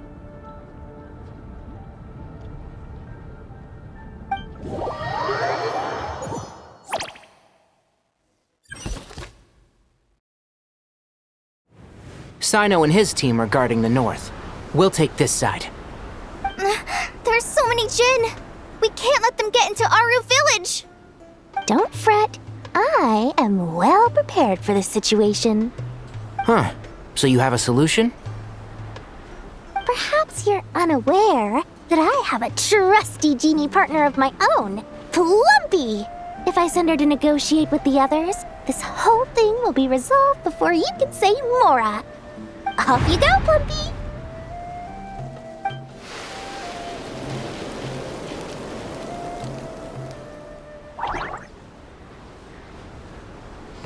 Come on, what's the holdup?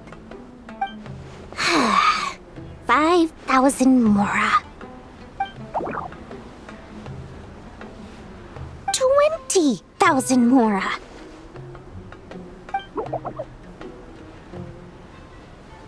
100,000 Mora. Final offer.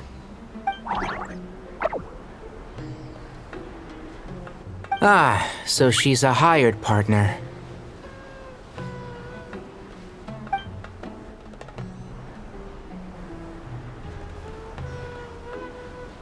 Hired partners are reliable too. Plumpy here is a highly skilled negotiator. You'll see. Just a few words from her and...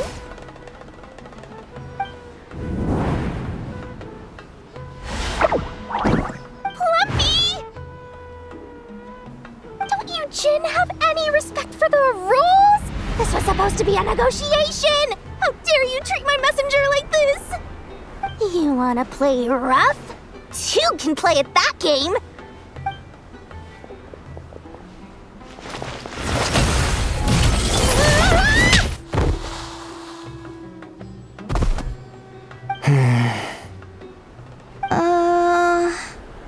Looks like it's up to us now. Be careful, Kale. Yes, Master.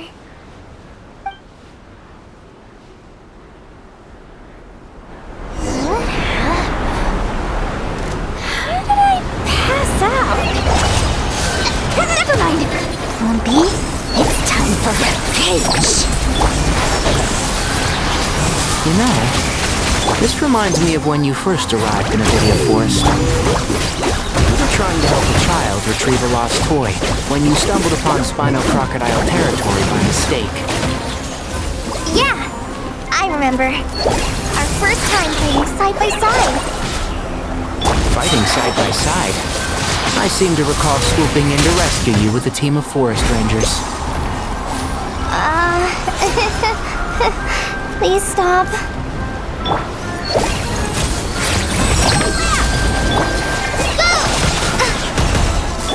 Enshroud! Keep up. Just like we rehearsed.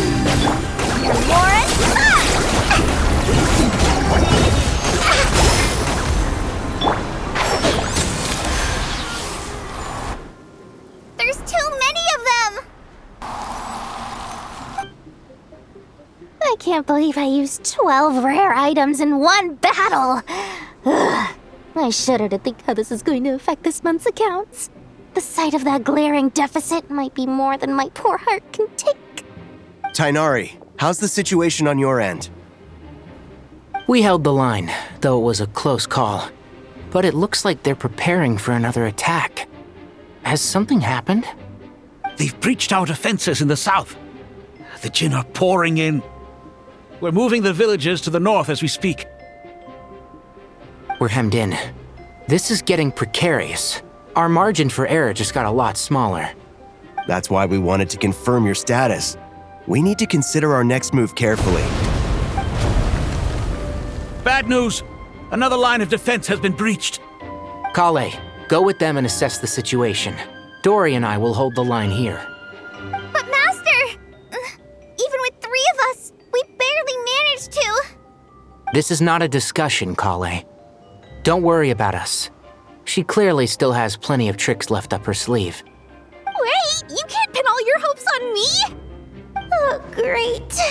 I've almost run out of the things I brought with me, and the rest is back at the caravan. I should be able to hold out for a little longer, but still...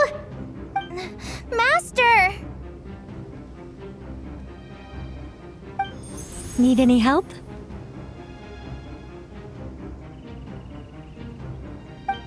Huh? What is it, Kale? If things continue like this, it won't be long before Aru village is overrun by Jinn, and the sandstorms are sure to follow in their wake. I do have a plan, but I can't guarantee it will work.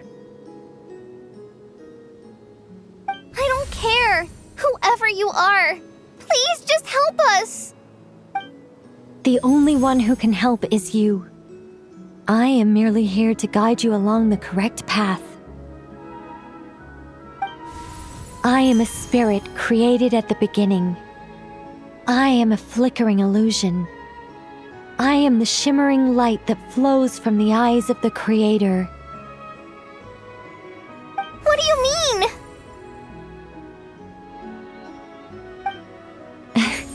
It doesn't matter. You don't need to understand it. Just repeat after me, one line at a time. Watch out! Jinn incoming! I am a spirit created at the beginning. Here goes nothing! I am a spirit created at the beginning.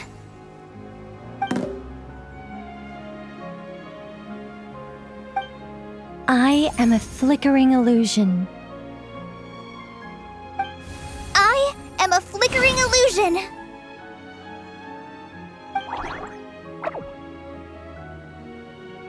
What's wrong, Plumpy? I've never seen you so agitated before. But how do you... Do you know what Kale is reciting? I am the shimmering light that flows from the eyes of the Creator.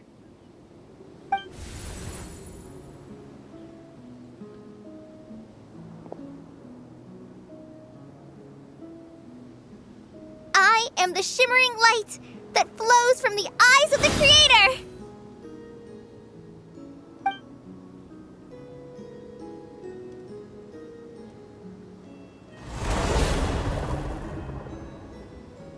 It's a song composed by the goddess of flowers, but very few records of it remain, even in historical texts.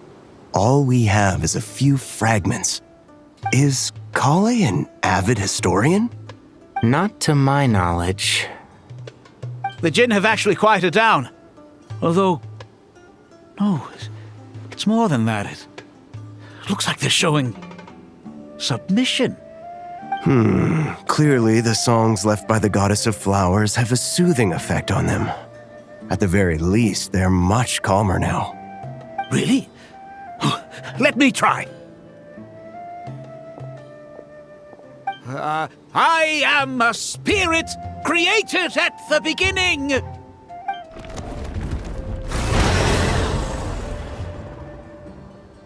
Don't stay away. I'll stop. I'll stop. It seems like the song only works when Kale recites it. But why? Kale.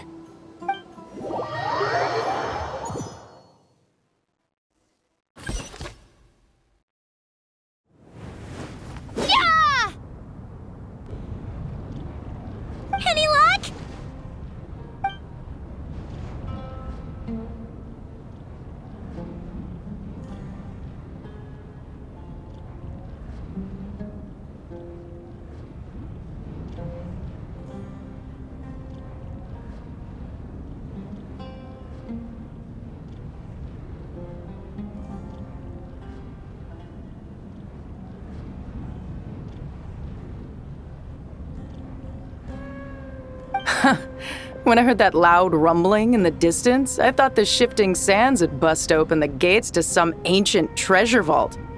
Turns out it was just you guys. Huh? Wait, that sounds like... It's been a long while. Did you miss me?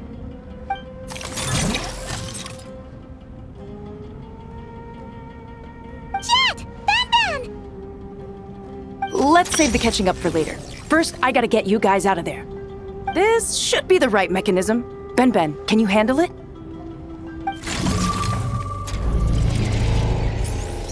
There we go. Come on, let's leave this place.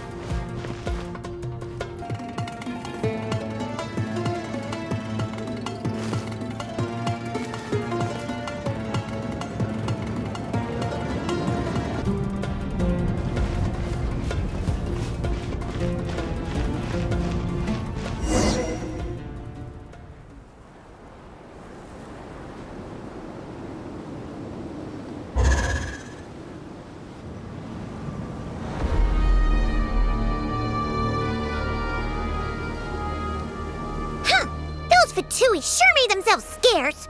It's like they were never here. The Fatui? They came to the desert again? Yep. No idea what they're planning this time.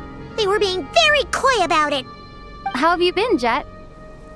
Well, since we last met, I've started my own band of mercs. We've actually made quite a name for ourselves. Oh, yeah. On a slightly different note, I have some good news. I finally took care of Masaira. Not much to write home about. It was just another day.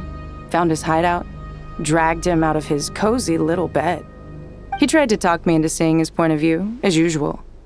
But I'm way past that by now. There was nothing he could say to save his life. What about you guys?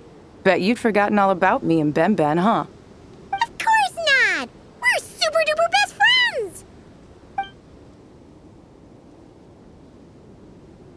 Wow. Sounds like I should make time to visit some other nations too. Anyway, what brings you to Gurabad? Oh, right. I almost forgot. We're here to look for Lilupar. That bottle? Seriously? Yeah! We need her power to calm the Jinn and stop the sandstorms. Here's hoping we actually manage to find her, after all the trouble we've been through. Surely, with everything's been going on in Gurabad, she must have woken up, right? Only one way to find out. Let's see. She should be around here somewhere. Aha! Found her!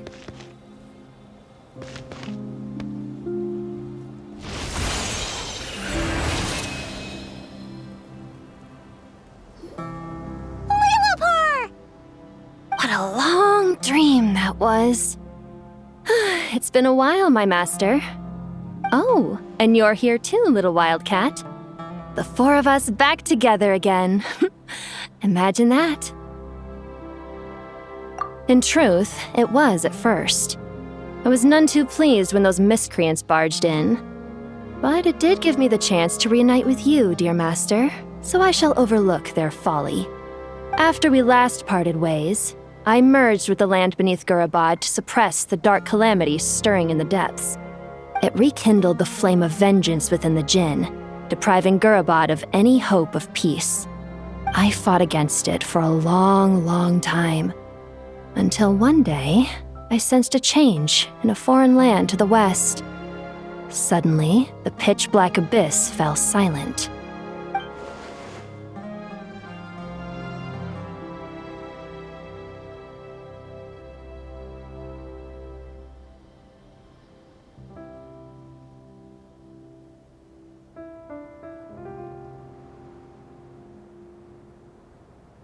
Once satisfied that that dark power could no longer bewitch the Jinn, I too fell into a deep slumber, from which I have only now awoken.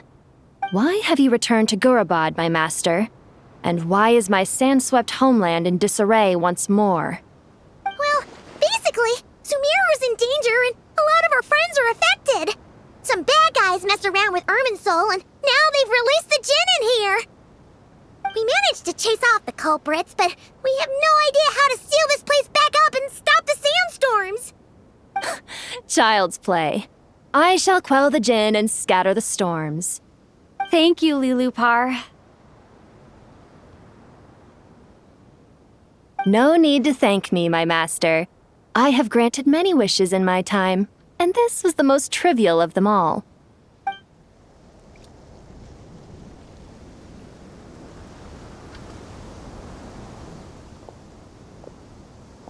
The sandstorm's gone.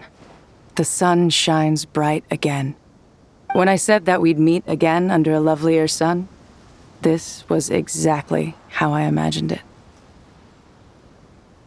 Yay!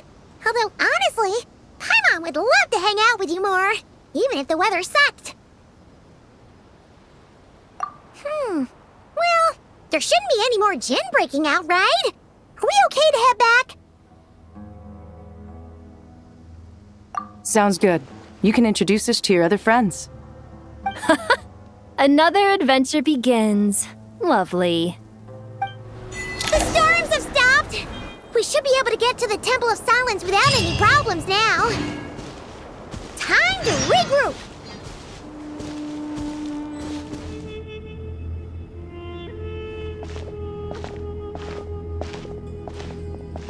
So, this is the Temple of Silence. I've heard the Nagarjanites mention it in passing, but I never imagined it would be this big. It's colossal. I thought the temple moved to the rainforest ages ago. When did they scamper back into the desert? I don't know. This plan sounds a little too risky for my liking. Even in King Deshret's day, this was experimental technology. We have no idea what could happen if we activate it. Well, unless you know of another viable alternative for the Akasha terminal, I'm afraid this is our only option. The plan is sound, and the risks are manageable. However, if we are to proceed, we must act quickly. The scale of this project is enormous. Even with Kaveh, Faruzan, and every other scholar of mechanics working on it full-time, the proposed modifications won't happen overnight.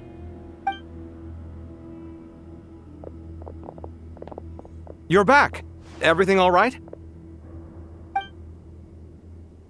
And who are they? Friends of yours? Pretty much everyone in the Temple of Silence is. This guy's Kaveh, and the one next to him is Alhaitham. Hello, I'm Jet, and this is Lilupar. Ah, a famous name from the history books. Pleased to meet you. A friend of a friend is a friend of mine, as they say. Who's they? Huh? Do people not say that? Not in the desert. Friends you can trust, but friends of friends? Gotta keep an eye on them. Still, I do trust the Traveler's judgment. I'm sure you're good people. The sandstorms have calmed down.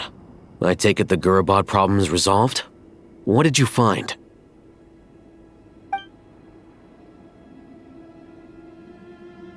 And after getting all smarmy with us, he trapped us there. Luckily, Jet used the mechanism outside to free us, and then we got Lilupar to put a stop to the chaos. Wow. Thanks for being there to help them.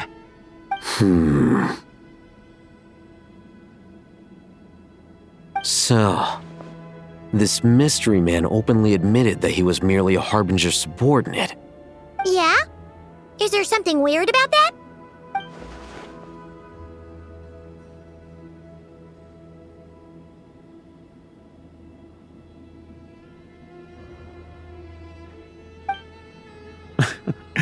I assume you aren't naive enough to expect answers from an enemy. Well deduced. Our commander, Dottore, died in Nod-Krai.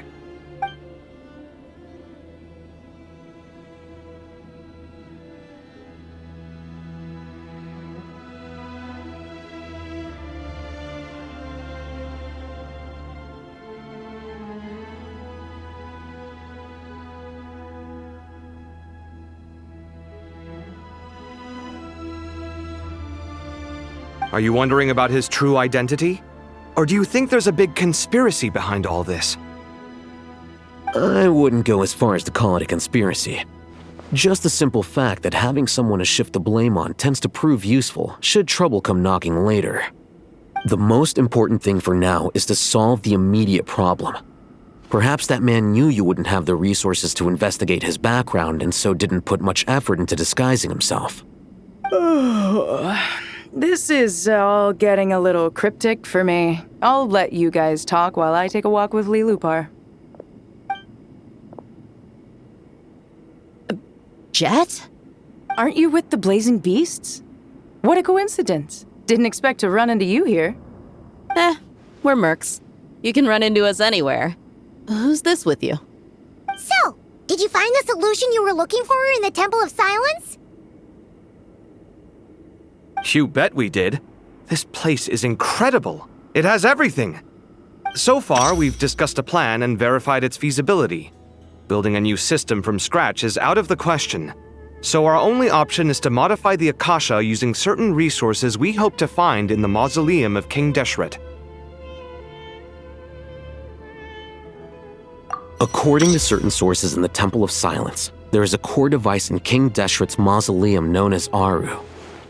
Little is known about this device in academic circles, which suggests it was hidden quite effectively. If these sources prove correct, the energy contained within Aru may be sufficient to power our Akasha renovation plan. However, this raises difficult questions regarding technological integration. The sages are still debating it. Yeah, but I'm sure they'll reach a compromise once they've argued it out. The people of the rainforest are always cautious when it comes to desert technology. But times of crisis like this leave us with little choice. Wait, Paimon has a question. Is this the same Aru we've heard of before? It's sealed off, right? Some sort of prison where the Goat King, Ibis King, and Crocodile King are locked up. Well remembered. Yes, that's exactly right. According to our records, Aru was the most brilliant creation King Deshret ever conceived of. Built by divine and mortal artisans working together. It was a miraculous accomplishment, and it lies hidden deep within the king's mausoleum to this day. That being said, what Aru actually does and why it was built, those are deep secrets we are not privy to. Until recently, I wouldn't have been optimistic that the place even exists. The only reason I'm inclined to believe it now is because we heard it from the Ibis King Thoth himself at his temple. The tale of how the 3 retainers of Al-Akhmar were imprisoned in Aru. Paimon totally gets that. When Paimon first heard about it, she thought it sounded pretty unbelievable too. Do you guys still remember that? The Ibis King told us they were trapped in Aru and that they had to answer 3 questions to get out. I think I remember. What causes our rise and fall? What obliterates love and hate? And what determines truth and falsehood? Those were the 3 questions, right? Yeah. If only Nefer were here. She's dealt with the Ibis King before, so she might know more. Oh, Nefer's a friend we met in Nod-Krai. Nod-Krai? Funny. She showed up here earlier. Huh? Yeah. Had another lady with her too. Both said they knew you. They contacted the sages, claiming they might be able to offer some assistance. Really? They came here to help out? Yes, really. It was just before you got back. One of them said she's made Nod-Krai her home. If she's the person you were talking about, then... Looks like betting on Aru was the right choice. See? They're right over there. Nicole! Nefer!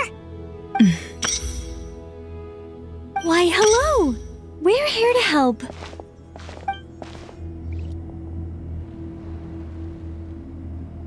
It's a good thing we left early. We almost got locked out. Locked out? What do you mean? Oh, you haven't heard? An invisible barrier has appeared around Sumeru's borders, cutting off all travel in and out. No one can leave and no one can enter. Sumeru has become a lonely island. Are the Fatui behind this too? Actually, no. This has nothing to do with them. I suspect it's a defense mechanism within Irminsul itself.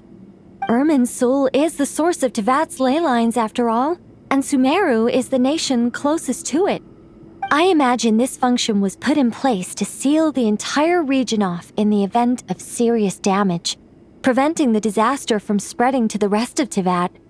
It may have been implemented long ago. But doesn't that mean that the people here won't be able to escape to other nations if the anomaly keeps spreading? Currently, that does appear to be the case, which is precisely why I am here. This is a critical moment for the world, and Sumeru is the eye of the storm. Paimon's surprised you managed to convince her to come back to Sumeru. Indeed. Even for someone of my wisdom and eloquence, this tested my skills to the limit. And why should it concern me that Sumeru's in trouble? Surely you don't think I still have feelings for that place? Judging by your tone, I suppose you don't. Sounds like you don't know much about my past. And here I thought you knew everything. All I know is that the Ibis King is the source of your power. He was quite a prominent moon envoy once upon a time, so I do know a thing or two about him. As for your past, I have ways to learn the full story if I wish to. But everyone has secrets they'd rather keep to themselves, wouldn't you say? I'm glad you see it that way, Miss Nicole. I've chosen to call Nod-Krai home, which is why I did my part in its hour of need. That doesn't mean world savings become a habit with me. I have no particular desire to play hero in Sumeru, thank you. I understand.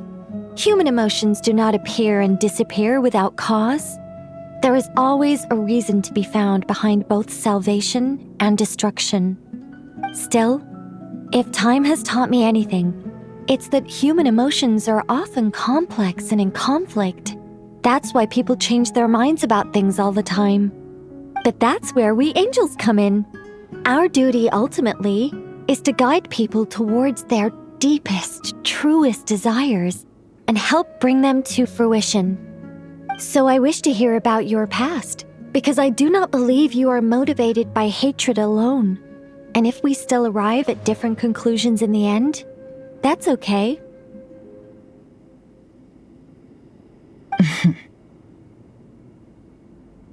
I refuse. Wait, what? But I set the atmosphere and everything. Isn't this supposed to be the moment when we finally open up to one another? Is it? Maybe I'm not so good at reading the atmosphere.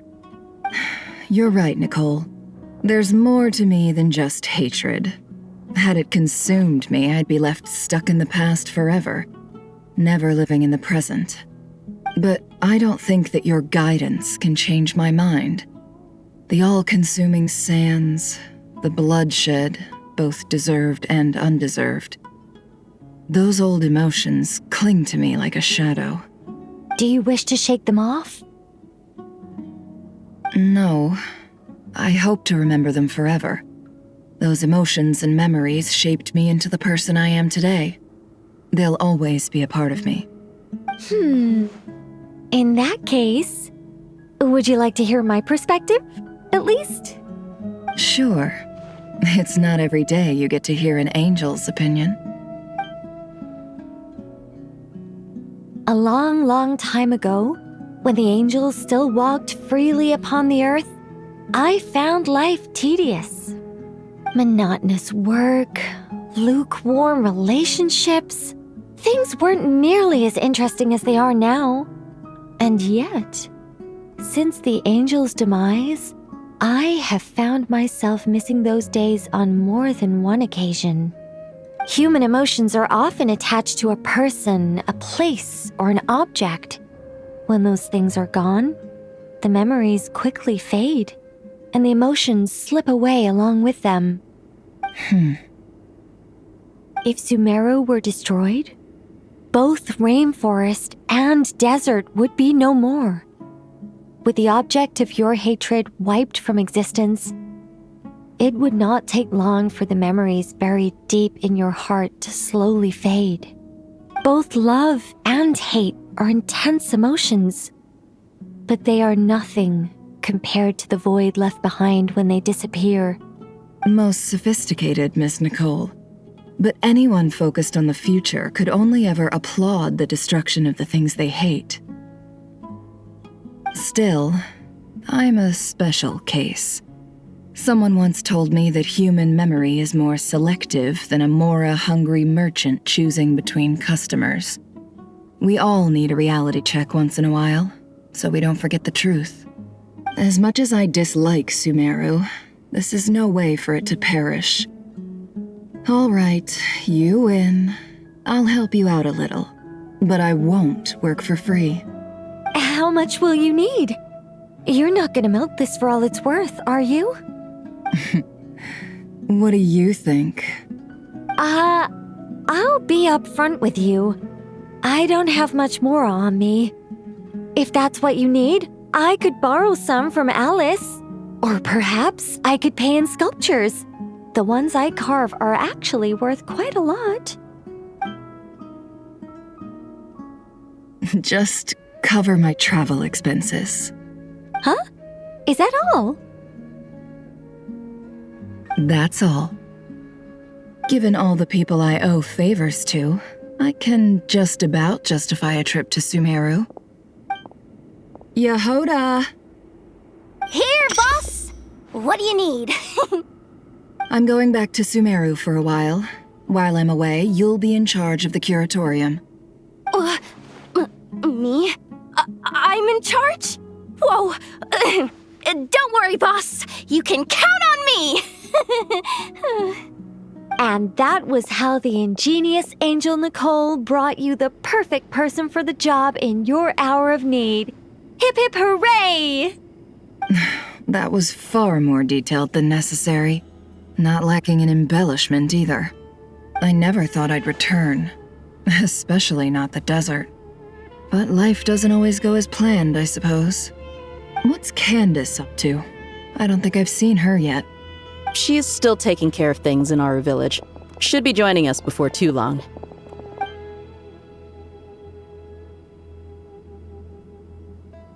Oh, and sorry. Hope we're not interrupting anything.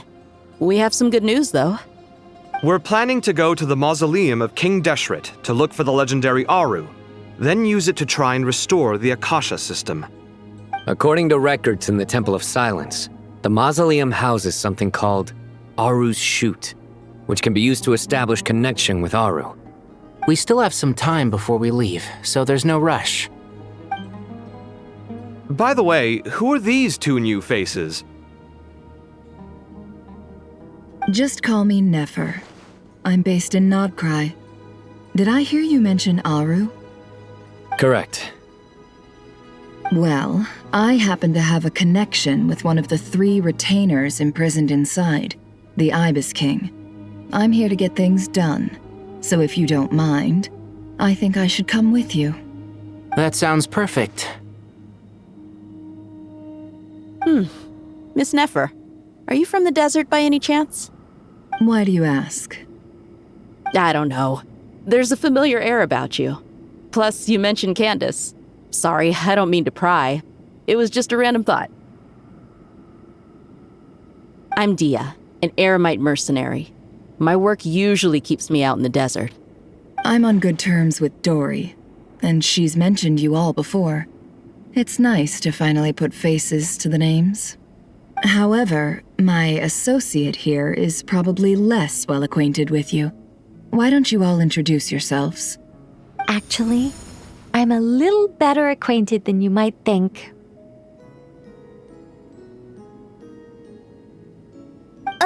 Huh? Huh. Are my eyes playing tricks on me? It looked like you spoke without moving your mouth. Ventriloquism. I have heard tell of it before. What is it, Kale?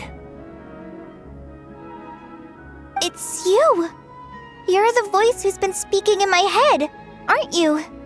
You encouraged me to report my dreams to the Dendro Archon, and got me to recite that magic prayer. Mm-hmm. I have many titles, but let's go with the most pertinent one. I am Nicole Rain, an angel who has lived since ancient times. An angel? Sounds like a big deal, but, what exactly is an angel? Oh, Well, we're a rather long-living race of beings. Not gods, technically, but we can still tell you a lot of stories from ancient history. Yep, and she's also an amazing sculptor. You could say she's a real creative type. Well, ma'am, if both the Traveler and Paimon give you rave reviews, you must be pretty impressive. Oh, please don't call me ma'am. I find it so awkward when people get too formal with me. Just relax and be yourselves. No need to be nervous. Miss Nicole, if it's okay, could I ask you a few questions? Yes, you may. I can see your heart is filled with confusion, and you are desperate for answers. I also know which questions you want to ask me. Why did you dream of Sumeru City in disarray? Why did those verses soothe the djinn only when recited by you? I can guide you to the truth, but it involves a personal secret of yours. I'd prefer to speak with you alone, if possible. I thought we were going to speak alone. This is a lot more people than I was expecting. What's wrong with it? Even the doctors at Dar al-Shifa allow patients to be accompanied by family members. Well, if Kale doesn't mind her secret being revealed, I have no problem with it. Thanks for being so considerate, Miss Nicole. I don't know what secret you mean, but whatever it is, there's no need for me to hide it from my closest friends. Closest friends? It's so nice to hear that. All right. In that case, I'll get right to it. Kale, are you aware that there are god remains inside your body? I am. When I was young, I got sick with Elazar. Nothing could cure it. The Fatui convinced my mom and dad that they could help, and I was sent to an unfamiliar place. There were a lot of other kids just like me there. This creepy guy injected us with some strange medicine, which I heard contained god remains. I can still remember the pain like it was yesterday. But thanks to the friends who've stuck by me all this time, I've gradually been able to overcome those memories. Anyway, so you're saying that what happened to me has something to do with the god remains they injected me with? Yes. Those were the remains of Nabu Malikata, the goddess of flowers. What? Huh. Fascinating. You don't seem surprised like the rest of us. Why? The possibility crossed my mind when Kale recited the Goddess of Flowers song and calmed the djinn. You made Paimon jump! What are you doing here, Lilupar? I was merely passing through when I heard the name of the Goddess of Flowers.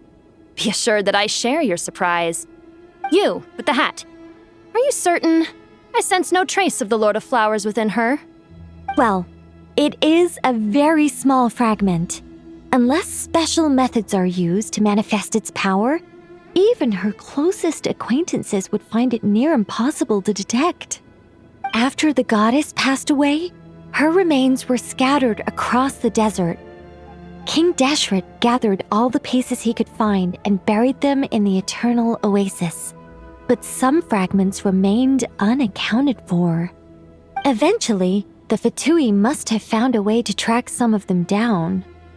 Presumably for use in some experiment. It's not an uncommon occurrence. You're more shaken than I thought. In one sense, you've been extraordinarily lucky. So many people who yearn for this kind of power never attain it, yet you have coexisted with her all this time without even realizing it. I don't know what to say. I'm glad that I could help everyone with this power, really. But knowing that a fragment of the Goddess of Flowers is inside my body is... it's a strange feeling. Well, people value their autonomy very highly. Even a well-intentioned intruder can shake one's sense of self. I understand how you feel, Kale. But once you get used to it, you'll find it's nothing to be concerned about. Huh. I guess you, of all people, have a good reason to speak on this. 2 good reasons, in fact. Incidentally, 3 is the maximum number of Hermanubis' Ba fragments that I could bear. Let me guess. Because 2's company, but 3's a crowd? Thanks for helping to explain the joke, Tainari. Not my intention. Goddess preserve me. I should take my leave. This boy in his wolf's head hat speaks much too differently from the Hermanubis I remember.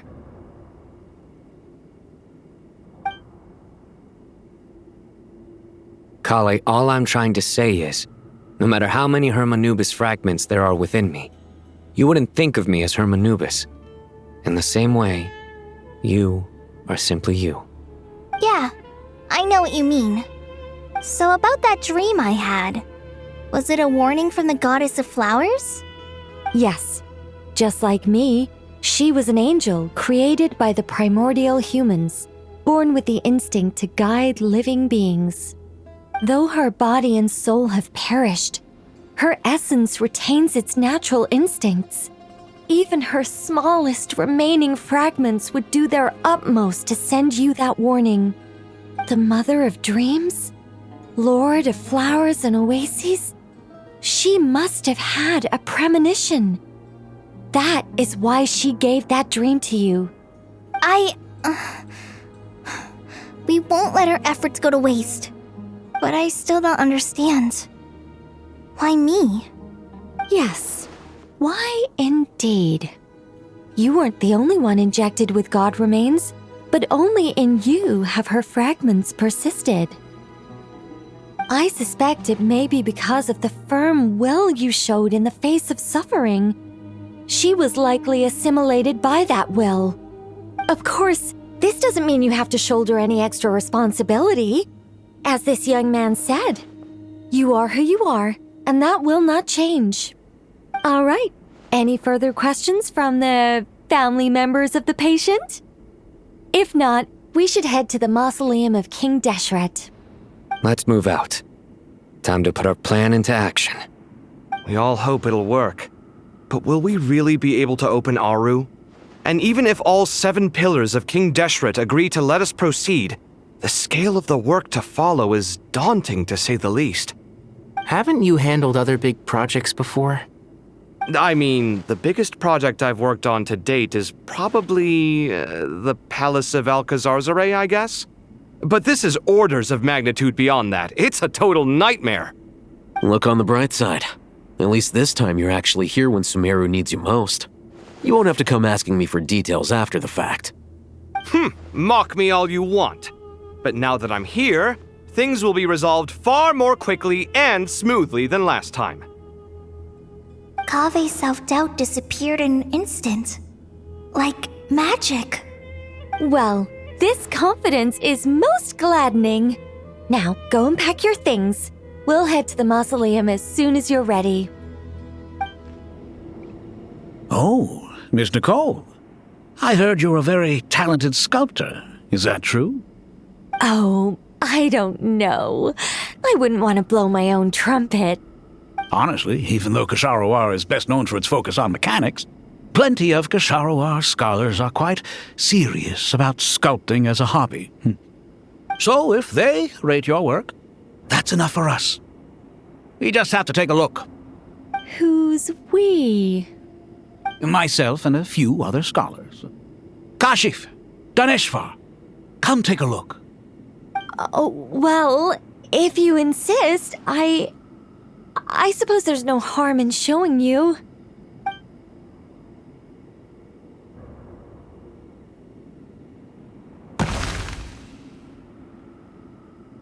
Whoa!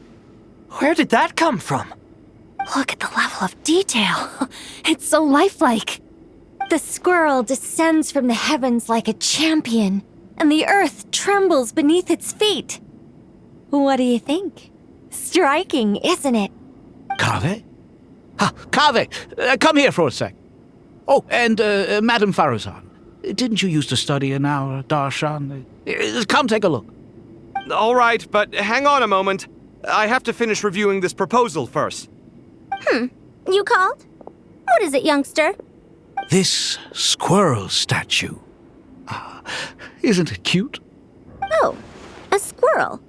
I wouldn't say cute per se. The realism is what stands out to me.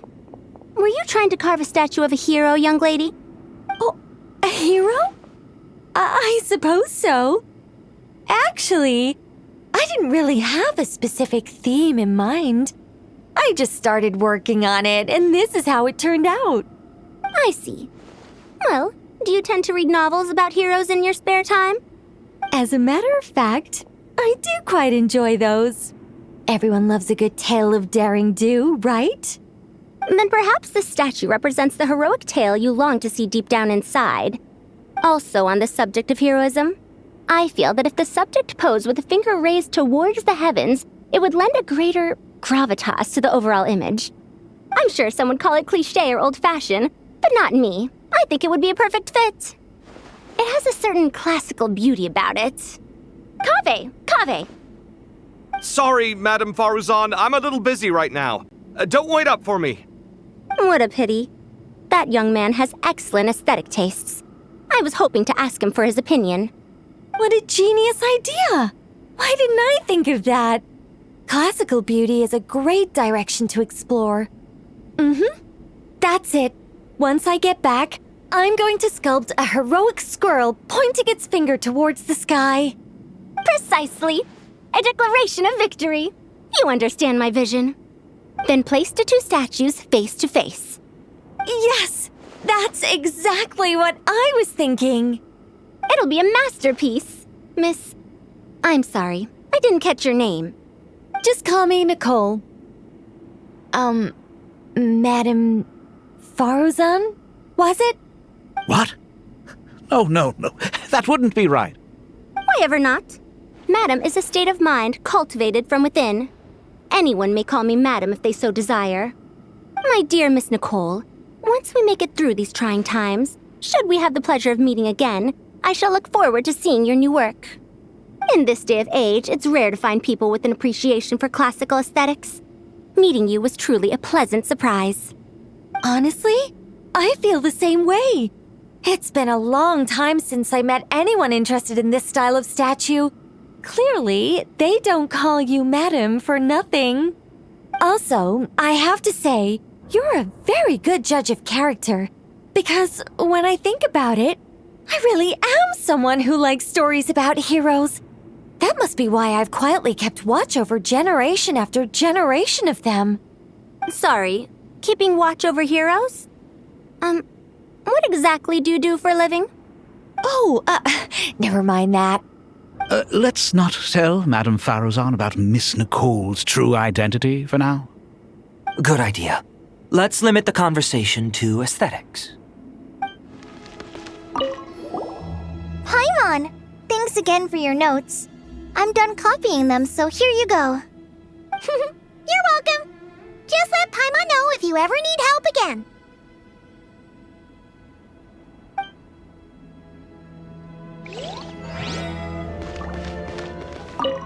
Oh, so many books. More than I could ever read in my life. But I've learned a lot that the textbooks could never teach me. I never realized that people in the distant past thought about some of the same questions we ponder today.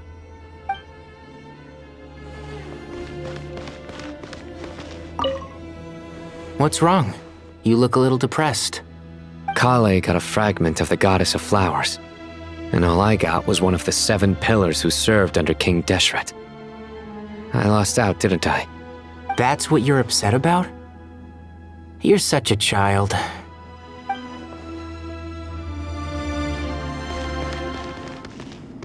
Good to finally meet you in the flesh. It's a little surreal seeing you here after exchanging letters for so long. In my head, the boss of the Curatorium of Secrets didn't look so young. Sounds like you have some history then? Any budding mercenary group needs a steady supply of intel. They, in turn, can prove an exceptional source of the same. The Curatorium of Secrets is happy to cooperate with friends from all over the world. If you're interested, you'd be very welcome to join our network too, Miss Dia. Can't say no to a solid partnership, especially out here in the desert. Having intel can mean the difference between life and death. But cooperation's built on mutual trust, and there isn't much contact between the desert and Nod-Krai. So I'm guessing you reached out to Jet first, Miss Nefer? What's behind your interest in the desert? Nostalgia?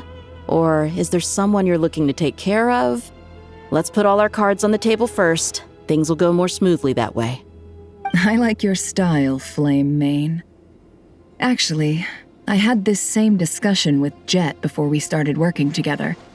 To be clear, I have no intention of using you for any ulterior motives, and I have no enemies in the desert as things stand now. Were that to change, I wouldn't drag outsiders into a conflict that doesn't concern them. There's no point in doing certain things if you don't do them yourself. Wouldn't you agree? Well said. Taking responsibility for one's own affairs is the way of the desert folk. Huh. It's like you're one of us. You sure that's a compliment? Absolutely. I'll take it. Perhaps we can discuss our cooperation in more detail now?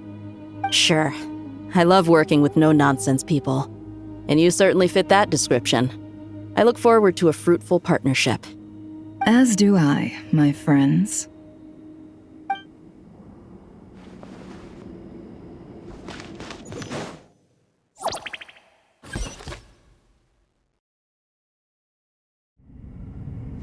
I hope everyone's ready. We'll be arriving at our destination very shortly.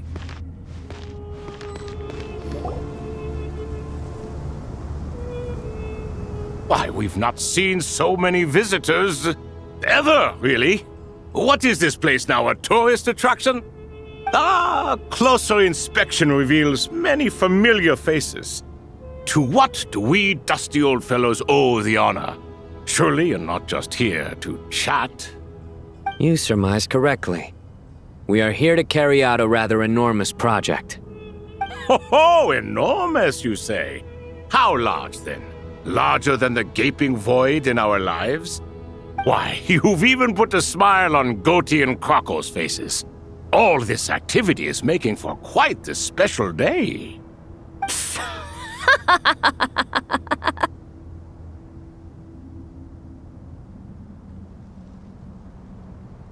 I know that laugh. Lilipar? What on earth are you doing here? Oh, this is hilarious. Turns out good things really do come to those who wait, as long as you stay alive long enough. When did you 3 get locked up in here? And still you act all high and mighty, putting on a show for the younglings. Truly hysterical. Why, you... Yes, I know, no need to shout. You're right, Lilipar. Goatee, Crocco, and I all have the same problem. But didn't King Deshret seal you away? How did you break free, and how did you get in here? Who knows? Perhaps you can ask my master one day, should you ever get the chance. Behold, the executioners of old. Some have turned into fragments residing in human bodies, and others are imprisoned eternally, leaving not a single shard behind. It's almost tragic, watching lowly prisoners like you act all self-important. Curiosity gnaws at you, doesn't it? Your interest in the outside world threatens to burst you at the seams. I'm starting to take a liking to this magic bottle lady. Time is of the essence. Let's get down to business. We come to you, O three ancient lords, to request your assistance on behalf of the Academia. If we can help you regain your freedom, then please consider lending us your aid. As for precisely what we need your help with, it's a long story. So, to demonstrate our sincerity, we are prepared to first resolve the problems that plague the three of you. All right, stop arguing, Croco, and Goatee, don't you start. What's the harm in letting her speak? It's not worth getting so angry about. Forget about her. The 3 questions are the crucial thing here. But do you really have a way to answer them? You once answered the final question, Nefer, but the seal did not open. Unless, with the passage of time, you have found a new answer? You could say so. When you first asked me what determines truth and falsehood, my answer was a liar's soul. Liars are the best at seeing through the falsehoods of the world. But if you want them to tell you the truth, you have to reach their soul. I think that makes sense. I found it quite compelling myself, and I told Nefer so. Unfortunately, it brought us no closer to liberation. Well, that's simply because it was my answer, not the one King Deshret was looking for. Can you guess which answer Al-Ahmar wanted then? Time. And that's not only the answer to the final question, it's the answer to all 3 of them. All things wax and wane with the passage of time. Love and hate eventually fade into nothing. Current affairs are always fraught with conflict and controversy. Only time can distinguish between right and wrong. You once described King Deshret as a proud man. I'd say that the prouder someone is, the more inclined they are to believe that only time is qualified to be their judge. Time. Well. Indeed. Perhaps in building Aru, our king was in fact attempting to reverse time, to bring love and hate, right and wrong, the rise and fall of all things back to their point of origin.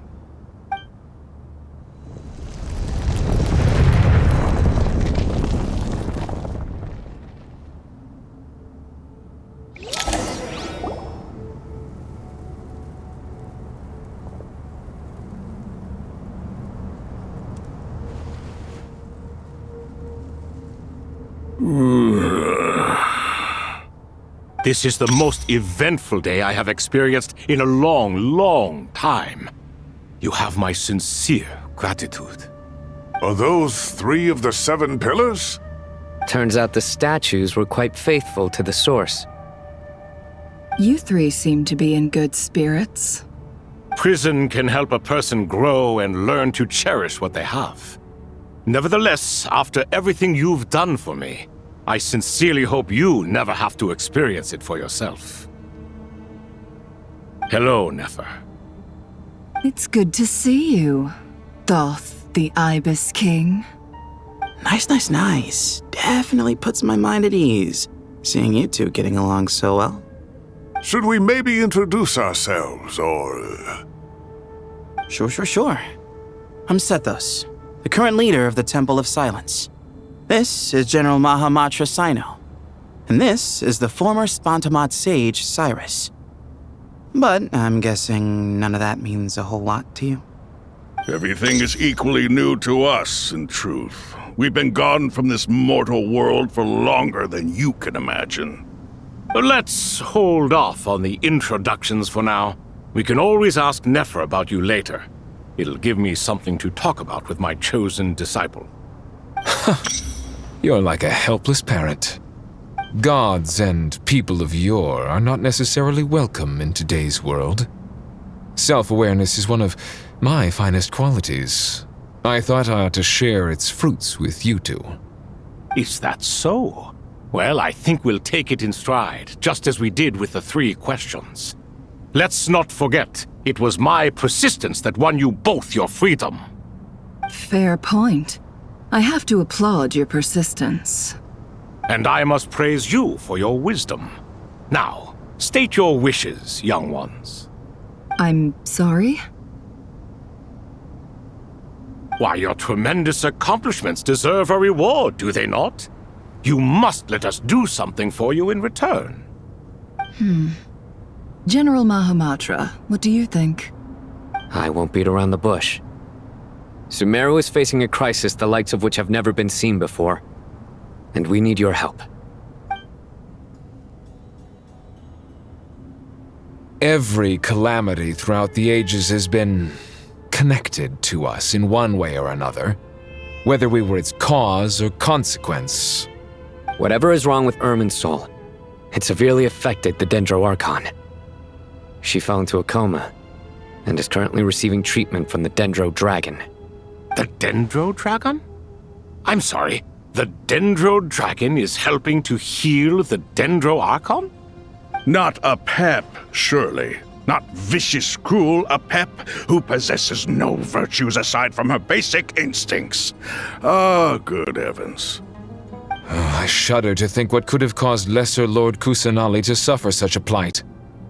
Still, why would the Dendro Dragon lend you her aid? She has always held nothing but contempt for the Archons.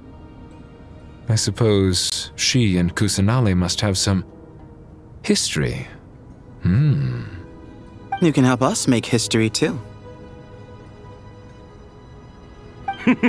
A smooth talker. Well said, lad. Currently, no one can connect to Irminsul. We hope that by opening up Aru and making some modifications to it, we can use its technology to our advantage. Unfortunately, Aru is an imperfect creation. King Deshret never managed to realize his full vision before his death. Much remains to be done if it is to be pitted against Irminsul itself. Besides, I hear your reasons, but to give Aru up over such would be... The archaeological records clearly indicate that although Aru's construction took a long time, it was not beyond human means to achieve. Modern technology should solve the efficiency issues. We have no choice but to go all in on this. This is by no means a threat. But the only reason we helped you escape from Aru was to gain the necessary leverage to negotiate with you. You asked us to state our wishes, and we have. Each one of us here needs your help, as do all the thousands of people living in Sumeru. They need you, and they need Aru. What do we think, my fellow old fogies? Shall we lend our support or not? Since you ask so nicely, naturally. Naturally what? Are you for or against? I simply mean we shall do what comes naturally. You claim that you wish to open Aru. Know you then that the golden slumber created by King Deshret is preserved within? We do. We understand the risks involved. In all likelihood, the mortal world will never again be able to replicate King Deshret's work. Never will there be another chance to come so close to creating a utopia. Knowing this, are you sure of your decision? We are sure. Before people can dream, they must first live. If your minds are made up, very well. We shall summon our erstwhile colleagues to discuss this further. Saint Shezepank, Saint Bennu, once you surrendered to silence and were buried with King Deshret. But now, we invoke the right to awaken you with our voices.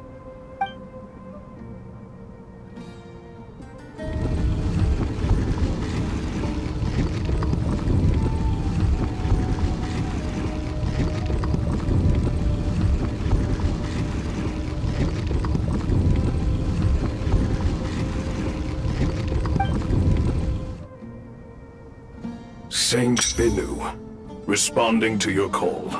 3 Kings detected. Initiating autonomous will. Saint Shezbank, responding to your call. 3 Kings detected. Initiating autonomous will. Ah, Lord Herreshoff. What a long time it has been. I trust you are keeping well.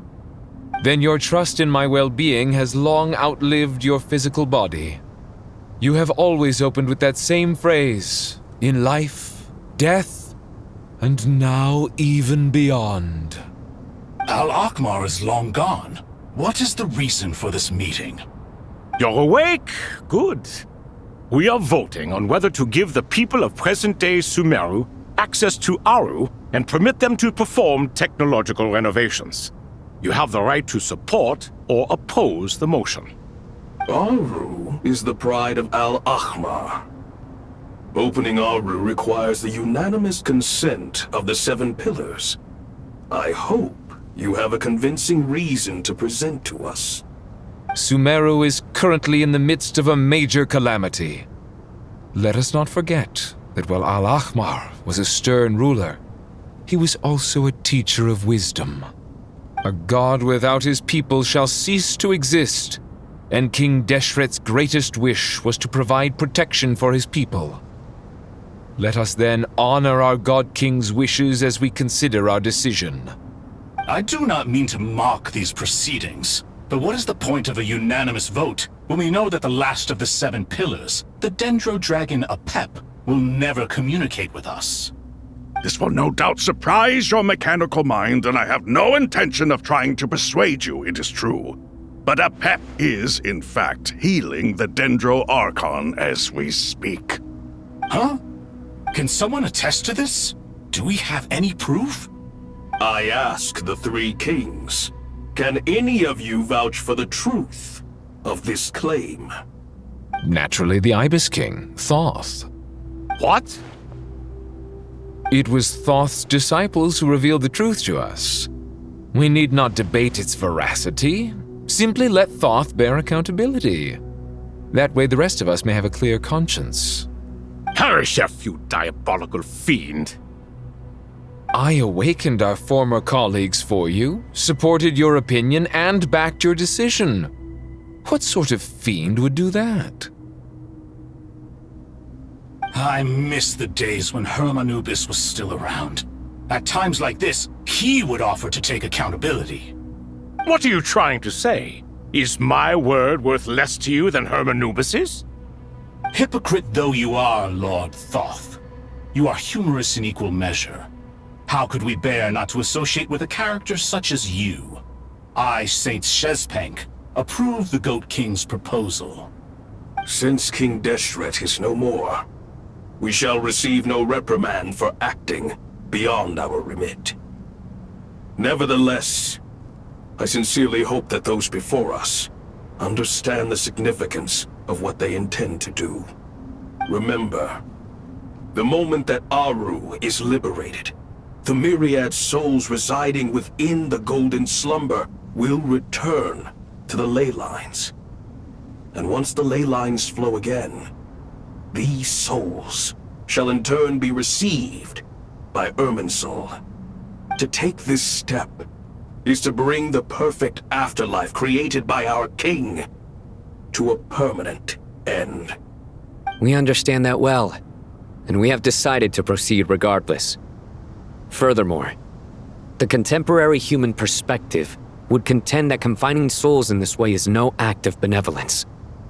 The deceased have a right to rest in peace. King Deshret's creation is clearly a place of rest and peace.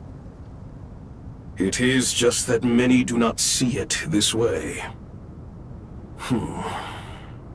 But no matter. Saint Binu approves. Hermanubis' representative and the Dendro Dragon Apep made their choice ahead of time, while the Goat King, Ibis King, and Crocodile King have also granted permission to liberate Aru.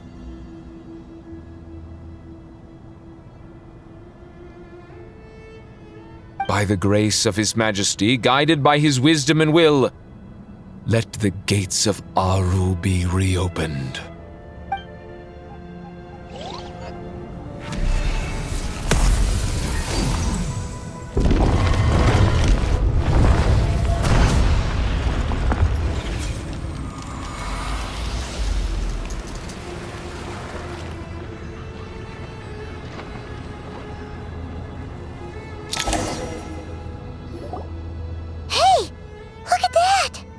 What's this? Are we under attack?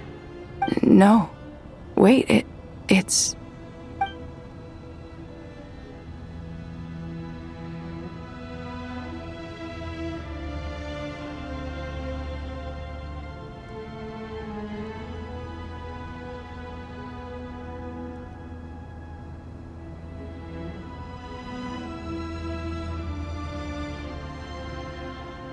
Here you are. Through the sands of time. I see you. Father. Father, is it really you? It's Jet's father, Jibriel!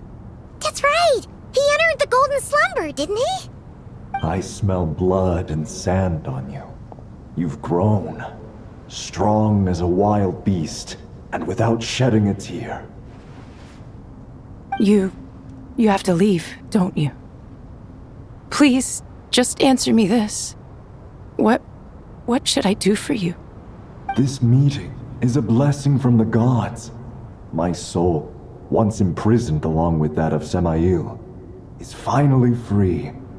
I am truly grateful for the chance to see you again. That the dead should meet the living is itself a miracle.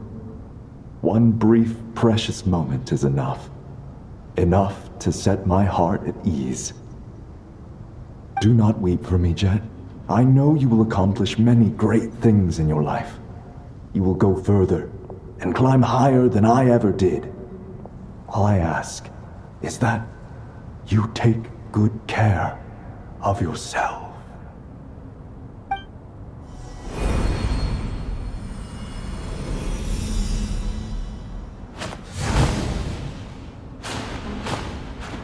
Father! Father! Father. Hey, Jet. Do you want something to eat? Maybe it'll help you feel better. I'm fine. Thanks, Paimon. It was just a little sudden. The chance to see my father again meant the world to me. He was trapped in the golden slumber for our sake. And now, after all this time, he can finally rest in peace. I'm glad. It's a huge relief. You've grown strong, Jet. More than enough to fend for yourself. Yeah. I'll leave the past in my memory where it belongs. My family, the good times and the bad. Goodbye, Father.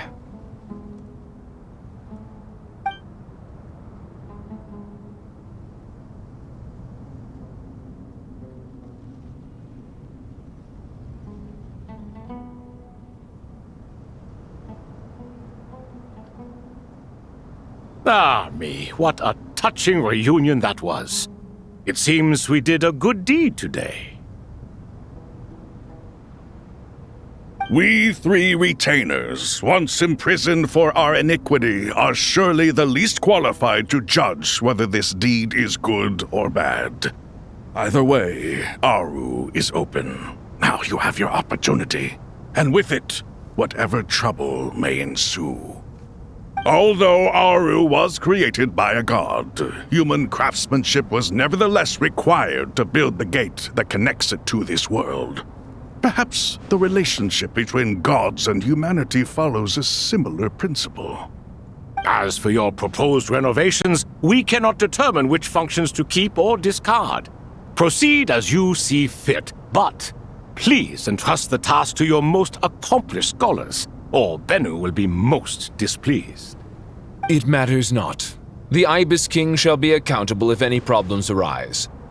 Ibis, you chose to take on disciples, and so it follows that you must accept the risks of associating with humans. If I'd known you'd be like this, I would have locked all of you away in Aru, never to leave again for all eternity. All of us? What does this have to do with me? Vilify me no further. Scholars, since you have liberated Aru, allow me to present you with a gift. Using Aru's power, we shall install a defense mechanism at our king's mausoleum. You must be guarded even against Irminsul itself. This shall afford you some convenience. Unseen and unheard, From this moment forth, none may by sight or hearing perceive anything said or done within the mausoleum. Amazing. And all this is achieved just with the power of Aru? With technology from the heavens, the possibilities are endless. Just because King Deshret did not use it for this purpose does not mean that it cannot be done. So, marvel away. This is the reward you have earned. All right. Well, that resolves the issue of confidentiality. What about the technical side? Do we have the manpower? Why, yes. I've already contacted them. They'll be here soon.